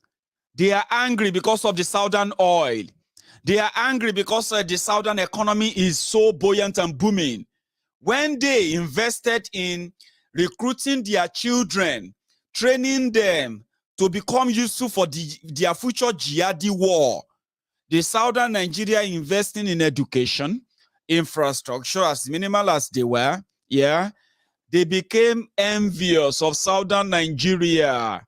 And today, they have destroyed the economy of that southern Nigeria using their Fulani armed terrorists. They said we'd not give them grazing routes. And we didn't consider their economic this or that. Today, our people have been killed. Our people have been chased out of their homes. They are living in refugee camps in Nigeria today because of this internationally coordinated and locally financed terrorist organizations from northern Nigeria that have killed many, many of us, killed our economy, destroyed jobs, brought underdevelopment down to Yoruba land, brought poverty down to Yoruba land. Today, we are paying hugely for this calamity that this Islamic North brought upon Nigeria. Ikú ló máa pa gbogbo àwọn olórí burúkú tó ń encourage APC ńlẹ̀ Yorùbá o. Ní kúre o. Tépè bá ń jà ẹ̀yin alálẹ̀. Mo ń pè yín báyìí o. Ọ̀kọ̀ọ̀kan lọ́mọ wọ́n ń yọ bí ìgbálẹ̀ APC o. Ẹ má sọnù tọmọtọmọ ni o. Èpè ni o. Èpè láyé yín gbà o. Ẹ ṣàmì ẹ má ranjú mọ́ mi o. Ẹ ṣàmì ni o. Just say amen. Tí o bá rò pé nǹkan tó dá APC ṣe, if you know what APC is doing, they are for the benefit and the growth of us and the people. There, now only that time, waiting I said, now no go happen o. I don't even know if it go happen, but I wish it happened. Ẹ máa yọ sọnù tọmọtọmọ ni o. Èpè lẹ́ máa gbà o. Èpè lọ́rọ̀ yín gbà. No say you no care. Ẹni èpè níyín. Ṣe bẹ̀rẹ̀ sí ní forí yín gbèpè. In Yoruba land, they said, now so olórí burúkú go sit down like this. They go dey mount èpè on him. He no go fit talk. Go sit down there, they say, wọ́n náà kò ní dá fún wọn náà. Mọ́tò ló máa pa wọn náà. But he no go fit talk am out. Ní kúre o. Àwọn alálẹ̀ amúyín yọ dànù lẹ́yọ̀ kọ̀ọ̀kan ni. Àmì ní ẹ ṣe o. Má ranjú mọ́ mi o. Tó bá mọ̀ pé nǹkan tẹ́ ń ṣe, what you are doing is good for the people. That is when this whole thing, just say àmì. Anyway, very tellingly, at a time when conversation about violence related to nomadic cattle herding were not yet present in Nigeria's political equation, a Jordanian organization with links to Yakubu Kassina, a known Nigerian terrorist, was already recommending grazing grounds as a solution for a problem that for the most part did not actually exist yet. Should make sense in saying the idea of grazing route too, the idea of a farmers others clashes, all those nonsense. This Jordanian terrorist organization, they have already started projecting them as far back as 2012. Today, if you see any Oluri Bruku from northern Nigeria today, they will be telling you, for peace to reign in Nigeria, let us give a grazing route to. For peace to reign in Nigeria, give them a cattle colony. For peace to reign in Nigeria, give them water resources so that you should learn how to live with your killers. And it's every time, Arokon. In Yoruba land, there's something called Arokon. Now, deep thought. I will try my best this time around. Arokon. Lumafa, Ekon Asunda. When we think deeper and deeper, and think and realize about the damages done by Olori Bruku APC, Egbekegbe. I swear to God, èpè lọ̀rọ̀ yín gbà o, èpè ló máa pa yín. 9 years later, look at Benue torí Ọlọ́run. Kaduna, Southern Kaduna. These are some of the bodies. You can see they've been loaded. There was Southern Kaduna. There's the second truck. Look at Southern Kaduna. These are the victims of coordinated terrorism, the way they slaughtered and turned Southern Kaduna to graveyard.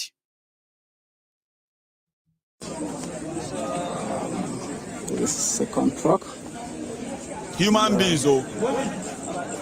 Here we have the third truck. Total of 35 caskets. There were actually 38 victims. 3 were buried on Monday because the bodies were not good enough to be. Like everyday mental sum, See human being where then lay, yeah, people where God. By their persecution. Say it is boldly in the words of the Holy Scriptures. We shall separate us from the love of Christ. We shall tribulation or distress or persecution or famine. When you speak to APC, when you speak to them, they will tell you that now propaganda, you just don't like APC. It's because you hate APC. Should anybody even be liking you? Normal, if you say some of you are normal, should anybody be liking you? Now, this is the person who is now benefiting over 400 million naira to buy weapons to protect you and keep you safe from the terrorists that they brought upon you. Before they knock your door, look at this young lady, right? They kidnapped her on the Kaduna-Abuja rail, yeah? They kidnapped her. And the terrorists to this day, God knows how many of them have already, sexually assaulted her. Let's use that word, sexually assaulted her since March 28, to the point that maybe they are not even feeling like they want to let her go. They said if by the end of this week, today is Friday, by tomorrow, they are going to marry her off. Terrorists can come in, pick anyone. If your family have money, they can free you. If they don't have money, then they can just sell you off like a slave. In Nigeria, the same funder of those terrorists are the one who are sitting with your government. Say, do you need anybody to take you to the river to wash your head and see if something can open up? And then you can begin to reason like human beings that APC have no real intention. They like criminals, like thieves, like terrorists that they are. They came to steal, they came to destroy, and they came to kill. That's exactly what they have been doing. Don't try and manipulate anybody or blackmail anybody to taking your one Nigeria messages that some of you can't even really defend because you have no idea what they have done to you. We are saying that they should. Maybe those who are asking, those who are offering to help you, unify consumption to production, and then by Tifnumbu, I don't even know his own slogan yet. Okay, all of them, ask them, make them come explain how they want to get rid of all these people. You know this guy, Turuji Bello, the one that they declared wanted in Sokoto, declared wanted in Katsina, only to be declared hero in Zamfara and in Niger, because he helped the people, the government of Zamfara, Nigeria, to fight other terrorist groups. Today, do you know what they are doing with Turuji right now in Zamfara? They are packaging money for him to buy more weapons, because according to them, it be like say the guy this time around, the devil inside him is using him to help them defeat other terrorists. Therefore, Turuji is now going to get amnesty for the third time collecting amnesty, cashing out big time. Now they will package money for the guy. That then makes sense. Okay? That all this terrorist organization in northern Nigeria, they need to help the terrorism now towards this year 2023 charade. If you have not been paying attention, now you should begin to. The money to further fund terrorists that will further unleash terror, that will make them to either postpone that your fraudulent election, or better still, never to hold it at all. In any way, they are perfecting that right before your eyes. What are they doing? They are doling out contracts now. Contracts. Cutting grass with 18 billion naira. Are you with me? Cutting grass with 18 billion. 400 million naira for somebody to help you monitor Kaduna-Abuja railway so that they don't go kidnap you. That's his own share. Abi? Baba? If it gets to yours, if they are able to tell you how they're going to do it, I will be the one of the first to share that with you, won't I? But at this point, with what we have just been told, the movement of these terrorists across Nigeria, it has now been even made further easier. Yes.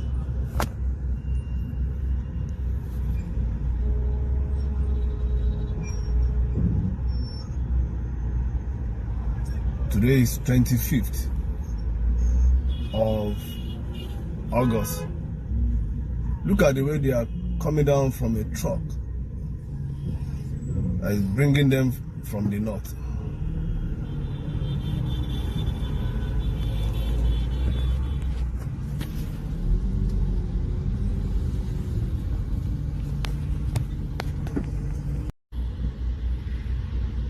There are still many. You are covered by tarpaulin.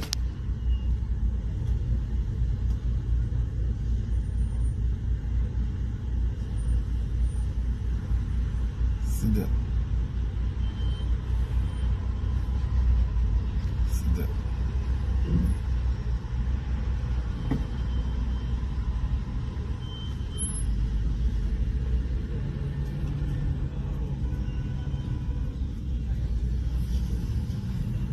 Now 50.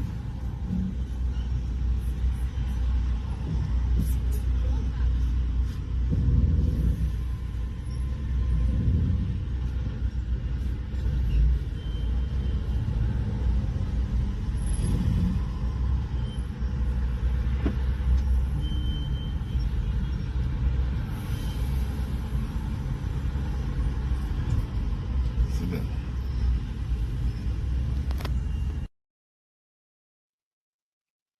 Anisha Gbako, as they say in Yoruba, may we not be unfortunate. Oh, that is our reality today. I'm going to stop there for now. Let me go for my tea break. And although our time is so gone, we didn't start early enough. So if you really want to be part of this, you can probably call in and say your own peace of mind if you want to. Okay. I'm going to open the line in a moment, and that will be when I get back. It's WhatsApp call only, so to say. So if you have been with me all night so far, you can also like the broadcast, subscribe if you haven't, share it if you haven't. If you have done all of that, yeah, you too can go for your own tea break. When I come back, I'll start taking few calls and I'll start listening to the add-ons. But for now, I will be back.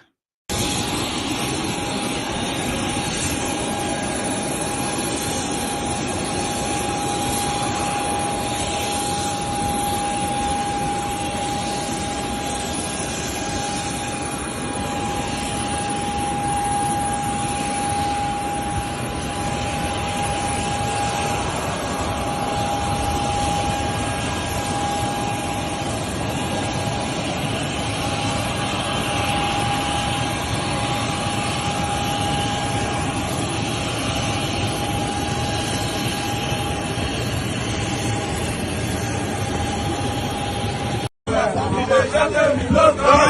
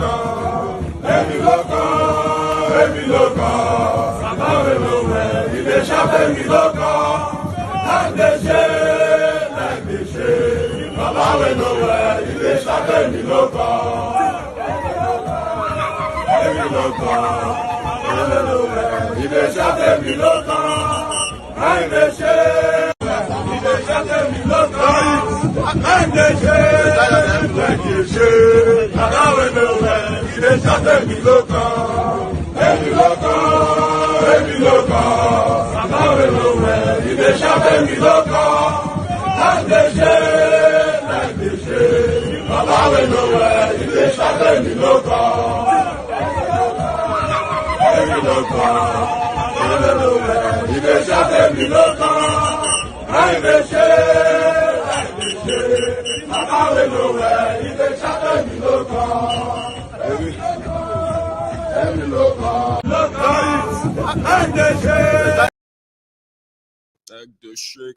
think I have my first caller. Sorry. Hello there. Hello, good evening, Mayegun. Oh, good evening. How are you? I'm fine, thank you. This is my first time of getting through for the past 4 or 5 years. Well, I'm glad you got through tonight. How are you? Yeah, and when I don't get through, I just take it easy and listen to people's calling in. Grant. I'm calling from London, from Croydon precisely. Oh. My name is BB Ray, and just want to say thank you for your hard work. It is a hard work because Nigerians, we are very stubborn people and very stupid. We are. And I just see them as being very, very stupid. They're extremely stupid. And when I talk to them, I just notice, is it because of the weather? Because my husband will say, oh, it's the weather. The weather has messed up their brain. I think that's what you think, but I think they're just stupid. I left Nigeria in 1990. Wow. So why did I leave? I finished, I did management, I started, couldn't get any job. And anywhere I'm going to get a job, to look for a job, they want to take me to the hotel, and I asked them why. What happened to your wife? That was, I'm talking about 1988, 87. You're talking about 34 years ago. It was that bad then. And here we are. It was that bad. 32 years after. So they want to split with me to give me a job when I have my certificate. So I keep telling them why. And they keep asking me, where are you from? Are you not born here? I said, I'm born here. I was actually born in Nigeria.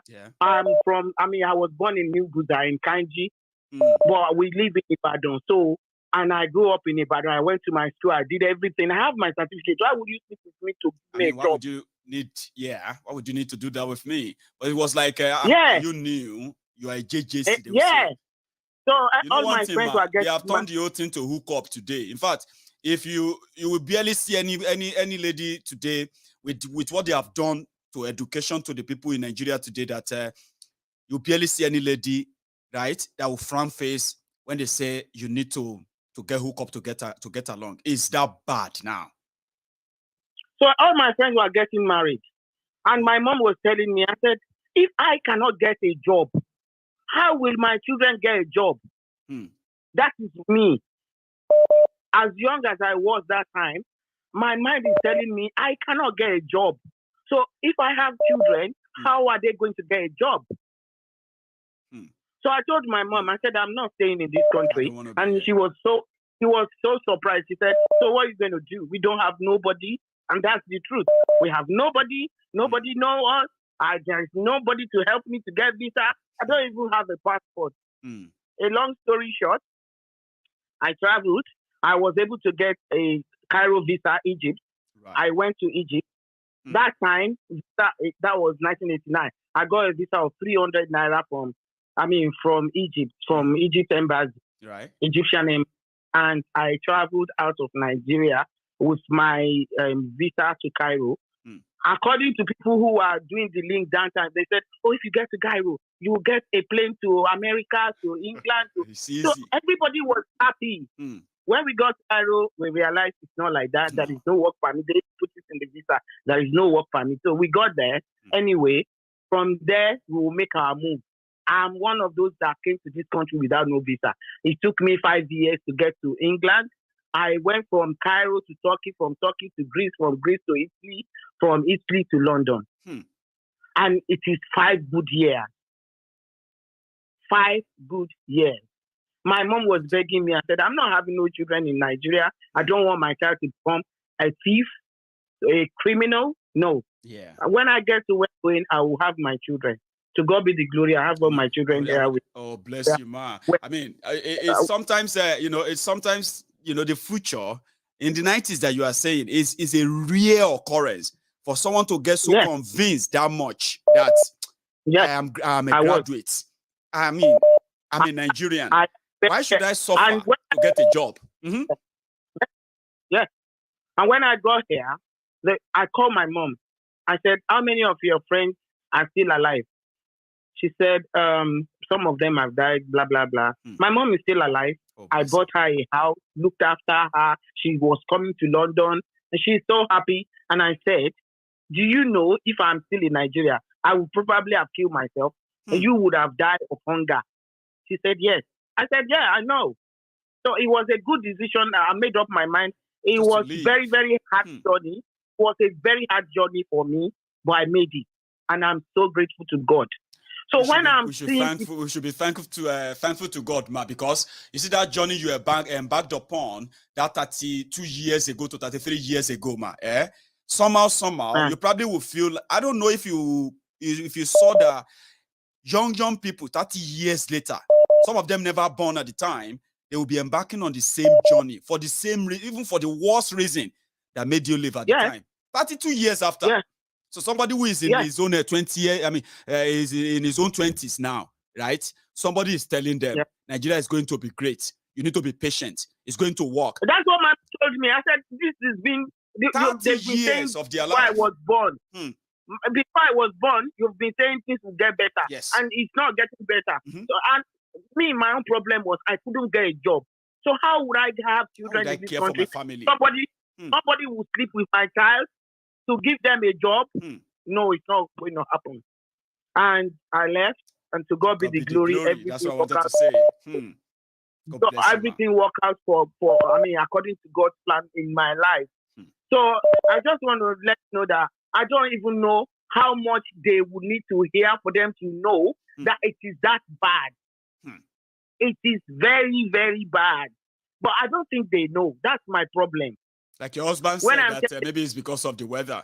There's so many reasons, right? It could be one of them because it's so shocking sometimes.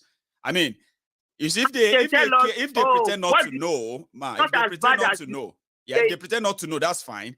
But when they start fighting you for telling them to drop those things, drop all these things, these people don't care for you and they turn on you. Does that mean that they don't know as well? Oh, they actually knew. They love it. I don't know. And then they will ask you to give them money, and they are following Tinubu. So I said, you know what? Don't follow Tinubu and ask me for money. You go and ask Tinubu for money. If Tinubu is a good man, Abi, go and ask him for money. You cannot follow Tinubu and then come to my phone and ask me disturbing me. For money. I am working hard for my money here. I have gray hair already. I cannot use my gray hair to go and work and give you my money. When you think Nigeria is a good thing that happened to you, that's fine. So it's not as bad as nothing. It's all of you diaspora. You take it too high. Exactly. It's not that bad. Anyway, only God. Much. I don't even know everybody will learn. No, don't worry yourself. We'll continue to show it to them that when they continue in this trajectory, it's not leading anybody anywhere good. Okay? So make everybody just choose their own poison very well. And then die their own die. But don't blame anybody for what happened to you because you are making the choices and stick to them. And the rest, the consequences of them. Because I can't understand any election they're doing. Well, instead of them to think of how to be saved. It is well. They are doing they are doing they are doing stupidness. Real stupidness. It's intentional. Thank you so much, ma. Let me take another call. With our limited. So say me well to your husband. Hello to all your family and Leila. I will. God bless you. Thank you, ma. And say and greet the family for me. I know they can hear me, but just say that. Well, I said hi to everyone, ma. Take care. Thank you. Bye. Yes, bye, ma. So I'll take another one. I have another caller. Sorry, it's a busy one there. Okay? Hello. Oh, hello, ma. How are you? Good evening. Good evening to you. Jegbe, tonight, man, I'm just boiling. Really? I mean, I couldn't. You know what, ma? I couldn't hold back at some point myself. I know some people will be like, you don't need to be vulgar like that. Continue what you are doing. We like what I don't feel I'm even trying to control them. Where I'm supposed to call them weary, Baba. This is supposed to be woto. They're supposed to be connecting it with woto. Every corner, every day. Nigeria. Àwọn alálẹ̀ Yorùbá ló máa mú gbogbo wọn ní kọ̀ọ̀kan láti rán kìíní dé rán jẹ́ ìrọ̀ kẹwàá wọn. Jesus, we know these people are terrorists. They have evil agenda, and to make the matter worse, you can hear the so-called deputy, the VP, Teomu, is terrorist sympathizer to as vice president.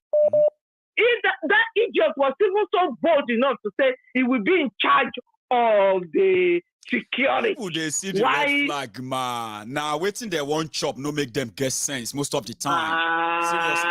These people supposed to collect woto. Jesus. and are people blind? They are not. Can they read between the lines? And they're now telling us, ọmọ tó ṣe ìdìbò bẹ̀rẹ̀ tí ò wúlò. ọmọ wa tó lọ gbégi léra wálé ọmọ tó ń sọ ó lọ gbégi léra wálé o igi léra ọ̀hún báyìí òun ló jí gbogbo lélẹ̀ yìí o tá a lè sùn tá a lè wò mọ́ yìí o wọ́n wá ní ká tó fi lẹ̀kẹ̀ sí díẹ̀ ṣán ya wèrè ni mà. ilẹ̀ tó fowó there are so many things that have come against this so-called Tinubu. He's the one that is trying, because if Tinubu, and I will keep saying it, if this so-called greedy bastard has not put himself forward as APC representative, I'm telling you, the north of Yorubas will have come together, because we won't have anybody. Now they've split the vote in the middle. They put a delayed button and they are now still grandstanding, thinking that they are actually keeping Yorubas for Nigeria. We all know that once they can't get what they want, right? They will be more aggressive than many of us, and we know that. I know, and that was what I told one idiot this morning. That we are waiting because I know for sure as soon as you don't get that ticket,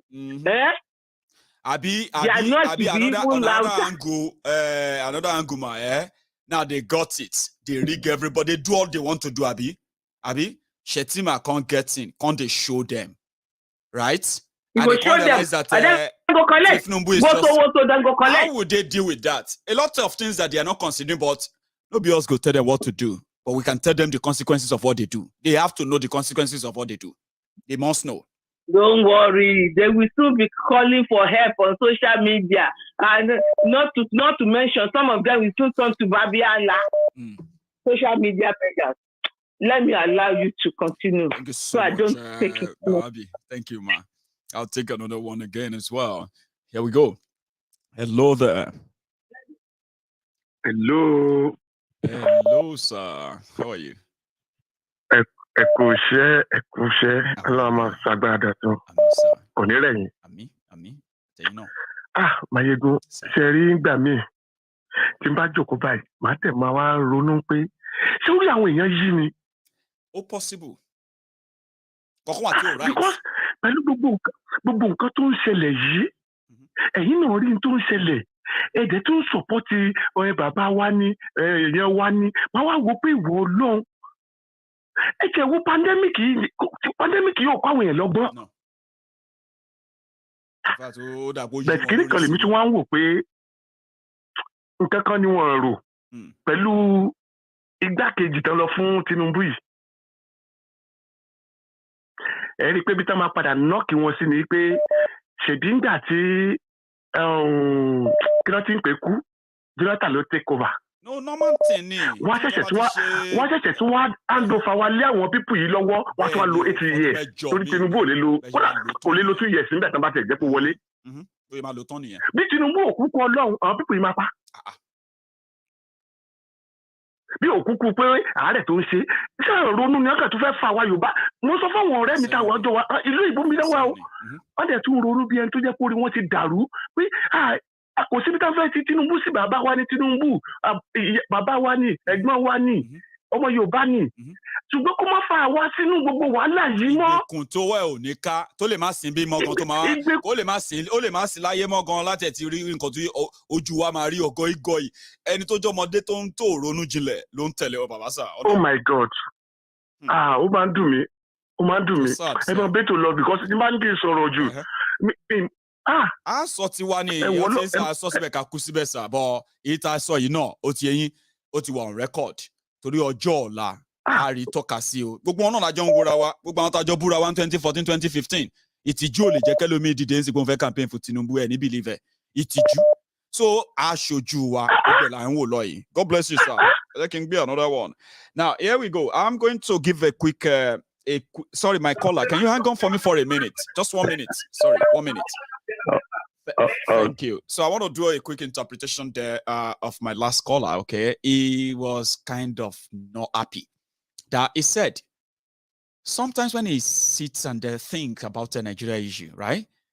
He sometimes feel like are people mad with a question mark? And I said, well, they probably are, because to him they can see these things. They are those being affected, and they can see all this evidence enough that. Yeah, probably blinded with whatever else, right? It was just kind of surprised, but at the same time, yeah, he believed that with time, everybody go collect their own share to start with, right? Maybe everybody will get their own sense at the end of the day as well. Let's put it through. Hello there. Hello, Mayegun. Sir, how are you? Good evening, sir. This is my second time of calling. My name is Friday. Friday, sir. Yeah, I'm calling from Andorra. Andorra. Oga. Where is Andorra again? Can you remind me? Andorra is in the middle of Spain and France. It's a very small country at the middle. Yeah. It's like an island, but surrounded with mountains. So, well, maybe your own island is not out of water. So, I can imagine what it is. Small but significant. Yeah. But the thing is that the only thing I'm passing through is I'm the only Nigerian boy in this country. So it's making it so difficult for me sometimes. Now, in that place, you will become Igba, you will become Erinwo, because by God's grace, I've even become Igba. I've become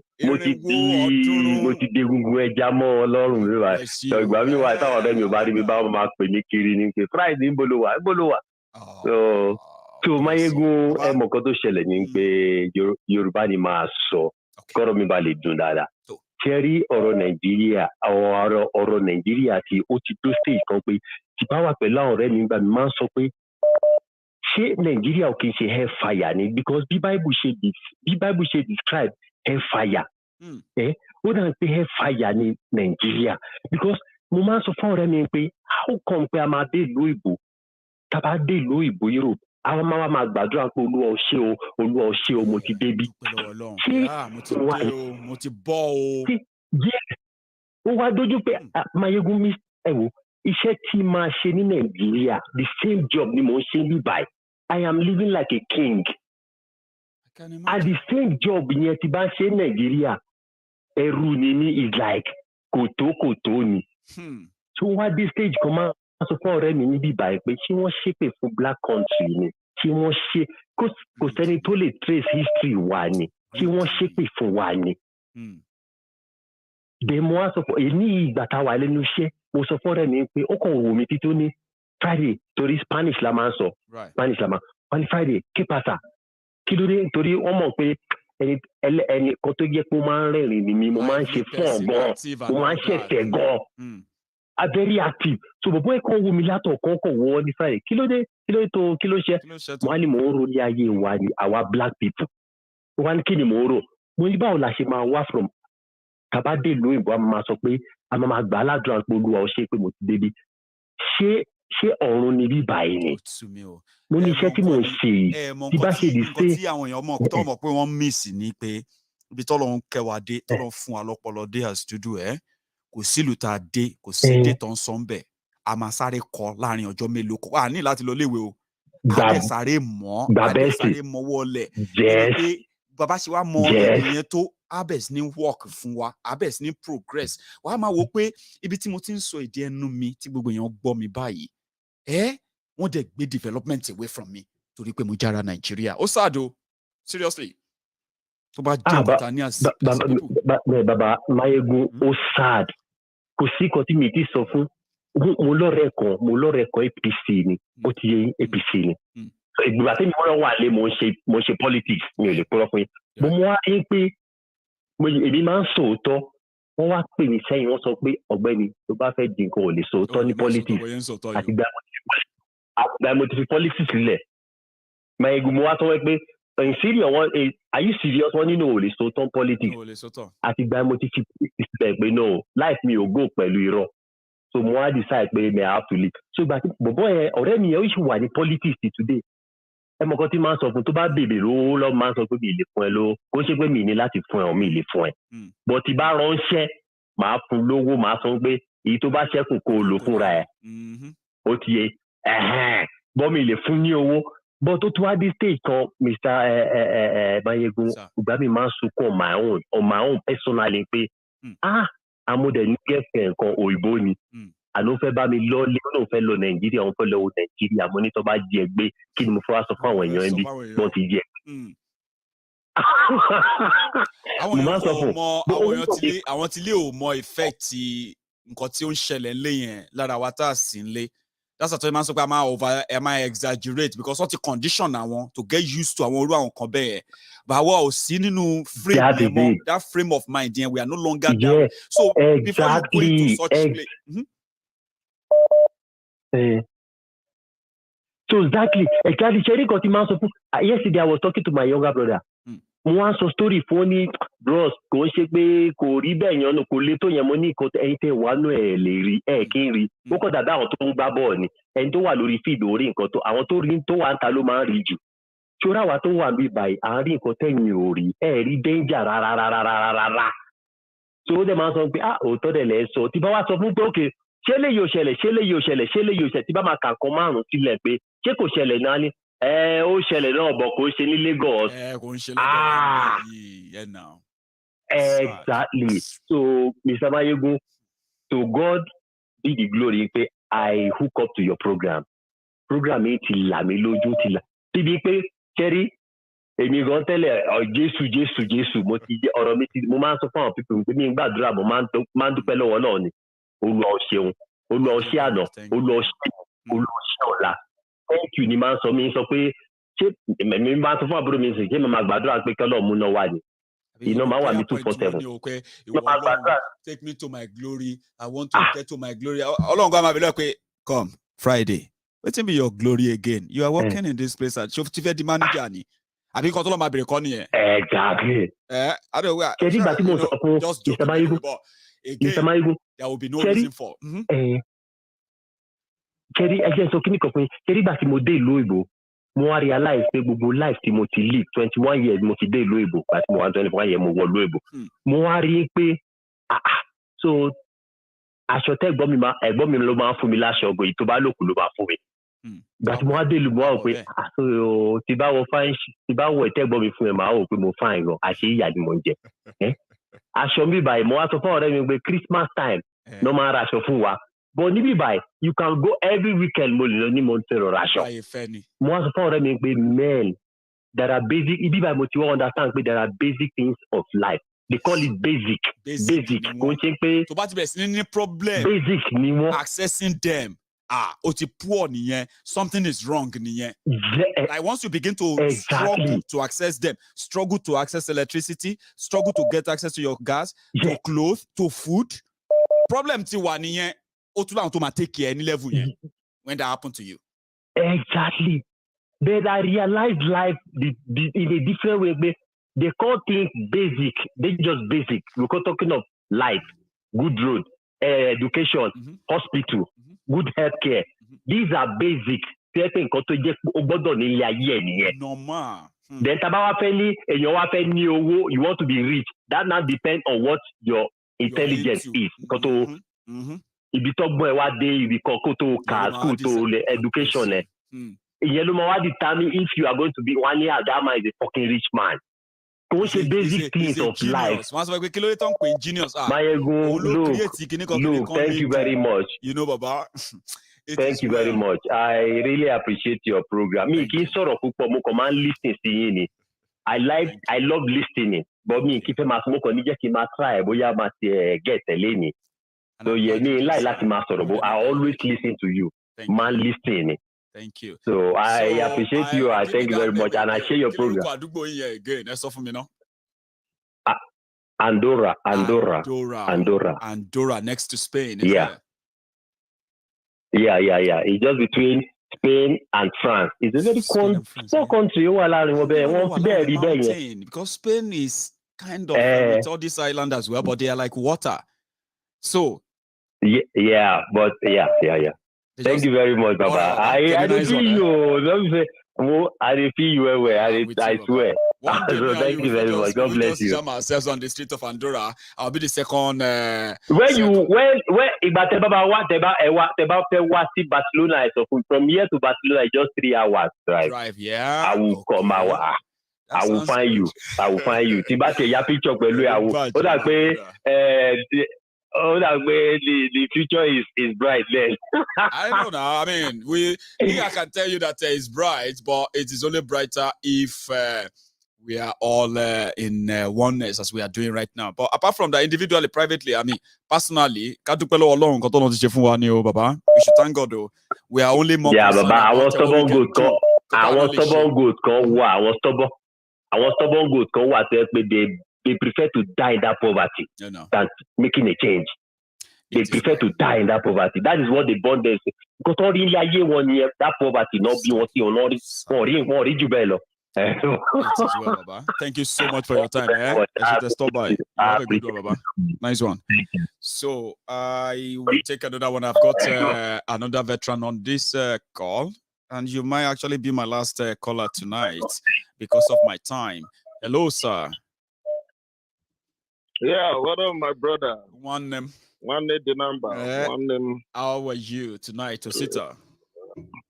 I'm great. Here we go, Osita. Una open una eyes. You opened your eyes. So terrorists are collecting billions and billions of naira contract. Apart from the ransom they have been collecting for. Hey.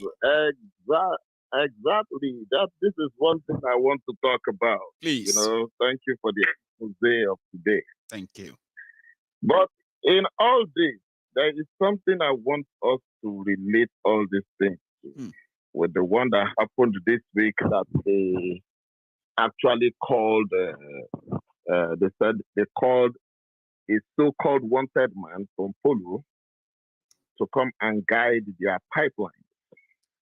Tompolo. And on the and the counter to that, the Ijaw people from the between Bayelsa and Bayelsa State and Cross River State, right? I mean, and River State, they made their own statement too. That how can you call Tompolo and you don't want to have a discussion with us? That's all about 2023. They are creating more problems everywhere intentionally. Exactly. Go on, Baba. Intentionally. Mm-hmm. So that you will not come, that they will see or they will know if Tompolo will jump to their own region to come and tell them pipelines in their communities. Mm-hmm. So everybody is dancing. Everybody keeps talking. 23. I believe you still, my voice is pended on this particular platform. I've always told people that they have not shown us any sign that this government wants to go just like that. There is not going to be an election. Let everybody just be fully themselves. There's not going to be any election. So by the time, because the pipeline is something that has to do with the international community, so they want to blow it up. So by the time they blow the problem up there, and when they tell the international community, oh, we cannot conduct the election, what will international community do? Nobody can do anything. So all they will do, they will create a pandemonium here and there. Before you know it, the military strike. And we'll go back to we'll go back to the status to square one. And when we go back to square one, everybody will say, we no go agree, this and this, now they go from this side, and they from this side. At the end of the day, can't imagine that, but yes, at the end of the day, they will shout and shout and shout. Then the military they will put a reconciliation, rebuilding, this and that process for 1 year. And the military, and the military will tell the international community, at least you've seen our path. Our path, we are creating a path back to democracy. Osita, do you know what I observed? To what you are saying, yeah? Do you know what I observed too? Which I believe will be useful in what you are saying as well, right? They are going to pay Tompolo for 4 billion every month. That one is creating its own crisis. It's already brewing right now in Niger Delta as we speak, right? This is just a few months to election, okay? Now, up north, right? The terrorists that are killing and doing a lot, especially this Truji and others, they are also collecting amnesty and backing that up with hundreds of millions of naira as amnesty for them, okay? Now we discover that other groups are also collecting security contracts where money, billions of money, are exchanging hands into the hands of faceless group of people. Now, all of this now pointed to, we have heard that Northwest, there may be no election. Why? There is increased insecurity in that place as we speak, and it's going to get worse, we've been told. In fact, they are pumping more money to increase the insecurity, we've been told, so that there will be no election there.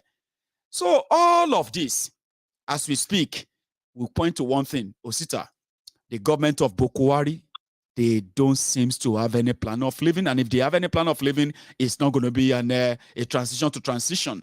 I have my theory too, but go on, Osita.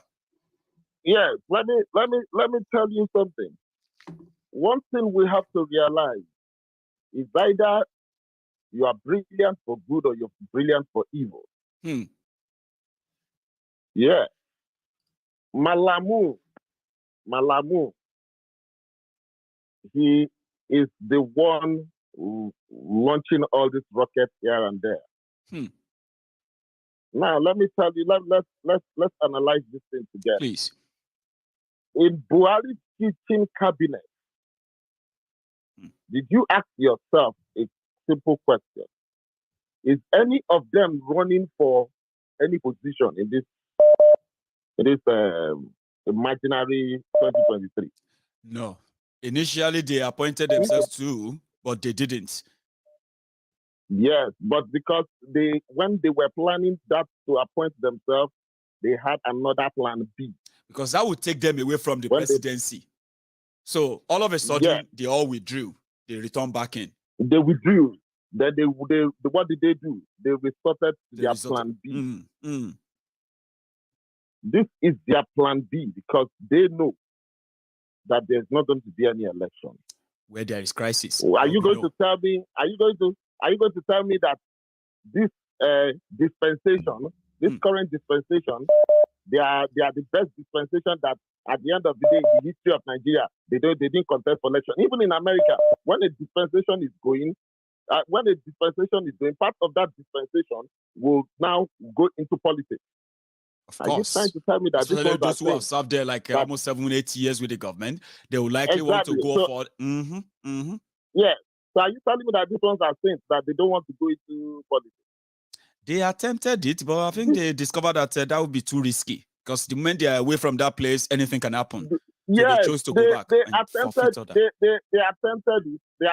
it. They find out that the blood of some people or the youth are rising. So what did they do? They go back to their plan B. This is their plan B. You know, we've been hearing, anytime we hear this thing they call interim national government, you know where it brings our mind to. Yes, you know where it brings our mind to. It returns our mind back to what happened in Hope 1993. And I keep telling people it is a playbook of whatever that is going to happen. That Hope 1993 is what we are seeing now is a mirage of that, but it will come to fruition by January, second week of January, after we say Happy New Year, you will see what is going to happen in Nigeria. You will find out that, they will tell you that, you are even talking no about January, Osita. If you know what I have been told, lined up for October when their campaign starts, some of them, I just internally kind of told myself that I hope they never happen. They are not good. They are not. Right? Including the level of incitement that they're going to push. You see all these ones that we are still breaking fight between Igbos and Yorubas on social media now. Baba, from October, it's going to get worse because they are going to deliberately, right, flood the social media with a fake account of Igbo names, Yoruba names, and they will be dishing out divisive, like you've never seen before, divisive rhetorics, right, that will further build that bad blood. So if you hear clashes anywhere, it won't be new. All of these are all going to work towards, you said, January 2023. If they can make it that far, I just pray it no happen, Sha. Anyhow. Yes, because at the end of the day, you will be here. One person will now say he's going to court that the election was not true. They are not going to announce it. That was how they did it in 1993. That one person went to the court and said the election cannot hold. Cannot continue. They cannot continue to announce the results. And this one. And that is Nzeribe, by the way. Nzeribe. Working for Babangida's government, because it was the government of Babangida that sponsored that. Better Nigeria or something he called himself is Nzeribe at the time. And this one you are seeing, this particular one that you are going to see, based on their evil book they call their constitution, you will find out that they have every right, every jurisdiction, evil legally backed up by that very powerful clause that they put in the constitution and nobody has ever read about it because nobody believed that Nigeria will ever get to a stage where somebody will say we cannot hold election. They will tell you that that we were managing that we should hold this election, but in almost every state in Nigeria there is pandemonium, there is crisis. We cannot hold the election. And that is where we are heading to. The body shape of a government, of a particular administration that is about to be, you will know if you will see the body shape that they should have started processing their transition as they call it. But the way they are operating, it doesn't look so. There is nothing like that. No. So I want people to understand where we are going to, and I want people to be prepared. Just like Autumn has said, be prepared. Be prepared. Let us take, that Autumn preparation that Autumn has said, be prepared. That is the kind of preparation I am telling everybody, be prepared. It is not going to be easy. I tell people from the beginning that freedom, you cannot earn it, but you can only gain it. You fight for freedom. It doesn't come for free to you. No. It won't be handed to you on a platter of gold. No. So we need to be very, very prepared at this time. What is going to happen? The time is closing up and closing. And I am telling people, if you think that you are the part of the people that tells everybody that, I am Fulani that will rule this country, will tell everybody how this country is going to be, I'm telling you, by the time it starts, you are definitely going to be disappointed. It's an advice that I'm giving on the national or international platform. If your uncle, your father, your mother, your relative is part of what is happening, that we cannot go our separate ways peacefully, I am telling you, this time around, it's not like Nnamdi Kanu said. It is never going to be like 1966. No. It's never going to be like 1966. That is why what they are pushing right now, I don't think, like, you know that parable that says that you as a person or as an ethnic group, you can cook for the whole country, other people, right? And the food may not be enough. Everybody will eat from it. But if the entire ethnic nationalities of Nigeria decide to cook for you, are you sure you can feed and eat and finish it? So we haven't started to cook for them, and they believe that we will never have the audacity to cook for them. I believe they will push it. They will push that button. Exactly. It's almost time. All right. Thank you very much, my brother. Thank you so much, Osita, for stopping by. Right. I have a Princess here, but I'm going to tell her that, Princess O, I am not supposed to take your call, but I wanted to hear your voice after what I heard. I mean, after what happened. Okay? Hello, Baba. Princess, how are you? Good evening, Jerry. I'm fine. Program is on. Program is on. Hey, yeah, me, I'm going to long me right. I know, but everybody seeing boy, people can hear you. Okay. So you have just 2 minutes to wrap us up, and then we can just call it a night. I won't even give a closing one. Baba. Baba. We are good, and David is doing a very good job. Yeah. I just had to bring that back. David is doing fine. He should keep exposing them like that. Yeah. Àwọn olórí burúkú tó ń tẹ̀lé APC tó ń tẹ̀lé àwọn Tinubu káàkiri tí ò bá ń ṣe pé orí àwọn èèyàn wá yí tí ò bá ń ṣe pé orí àwọn èèyàn ò padà ní pé mọ́ mi ò rí reason. Àwọn pípù ìtọ́ bá máa ṣe ìyàwó fáwọn ọmọ wọn kì í pè yín síbẹ̀ náà. Tọ́gì ló ń fi gbogbo yín ṣe káàkiri. And Osita ti parí ọ̀rọ̀ yìí, Mayegun. Mo rò pé election ẹ máa wà.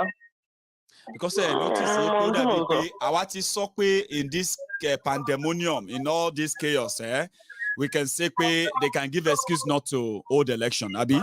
But now, I am also beginning to believe as well that they are now funding. Baba, and you know I said this.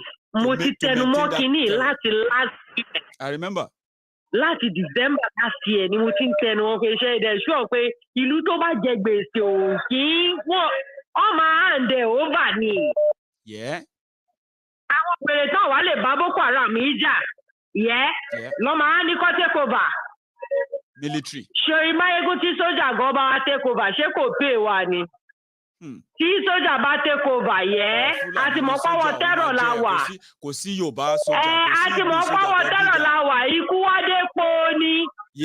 Ju báwo èèyàn ṣe jókòó àwọn somewhere this evening mo bá bàbá àgbàlagbà kan mo pàdé ẹ̀ níbì kan ní Ọlọ́run á gbà wá lọ́wọ́ wọn mo ní bàbá tẹ́ bá rọra sọ̀rọ̀ máa ní kọ́ rọ yín sí gọ́tà. Ọlọ́run fẹ́ gbà yín bó lọ́lọ́run ti fẹ́ gbà yín.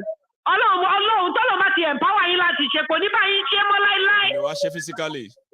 Ọlọ́run á provide seed fún yín á fàṣẹ sí kágbàdo wù ṣé olóma bá yín ka olóma bá yín ṣe á tún ti bọ yín ṣọ́ṣẹ́pẹ̀ fún yín ni bàbá ìṣe ló dẹ̀ bẹ̀rẹ̀ sí ní wò ó Mayegun wò ó dàárọ̀ jàre ó dàárọ̀ mi wọ́n kọ́ program ṣe wà mo máa ń pè lọ́nbí ni àtijẹ́ yóò yìnbọn nínú ẹ́sẹ̀tì níjẹ́ mi ò mọ̀ pé àwọn ọlọ́dẹ ti gbébọn dání mo ò súnmọ́jú. Mo wo pé Olúwa tún sílì kí kọ́kọ́ tẹ̀ lọ kó sílẹ̀ pẹ̀lú àwọn ọmọ náà ni. Kẹ́kọ̀ọ́ tẹ̀ kọ́kọ́ háìdì lọ́kọ́ dàrọ̀ ọ̀la. Nígbà tí ò sí English lọ́wọ́ tí wọ́n máa fi dá wọn lóhùn padà. Bàbá, Ọlọ́run aṣọ gbogbo ó dàrọ̀. It is it is. All right, Baba. Yeah, that's the princess. So, my time is so up. I'm going to see you some other time. If you're just joining or if you joined us midway, you can actually watch this from the start again anyway. Yeah, you can. Now I'm going to be back again when I am. And good night from here.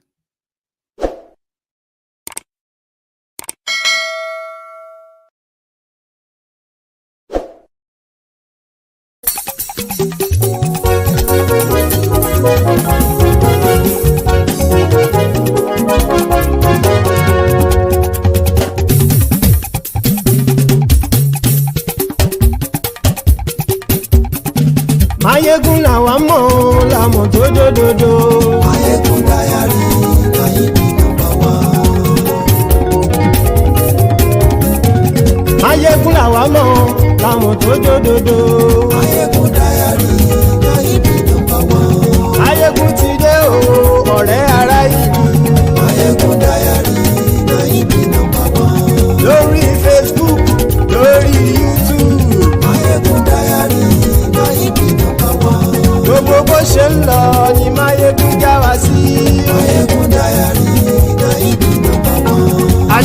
lọ́jẹ̀lú kì í bò níbẹ̀ o. MaiyegunDiary Máyégún nọ́mbà wán.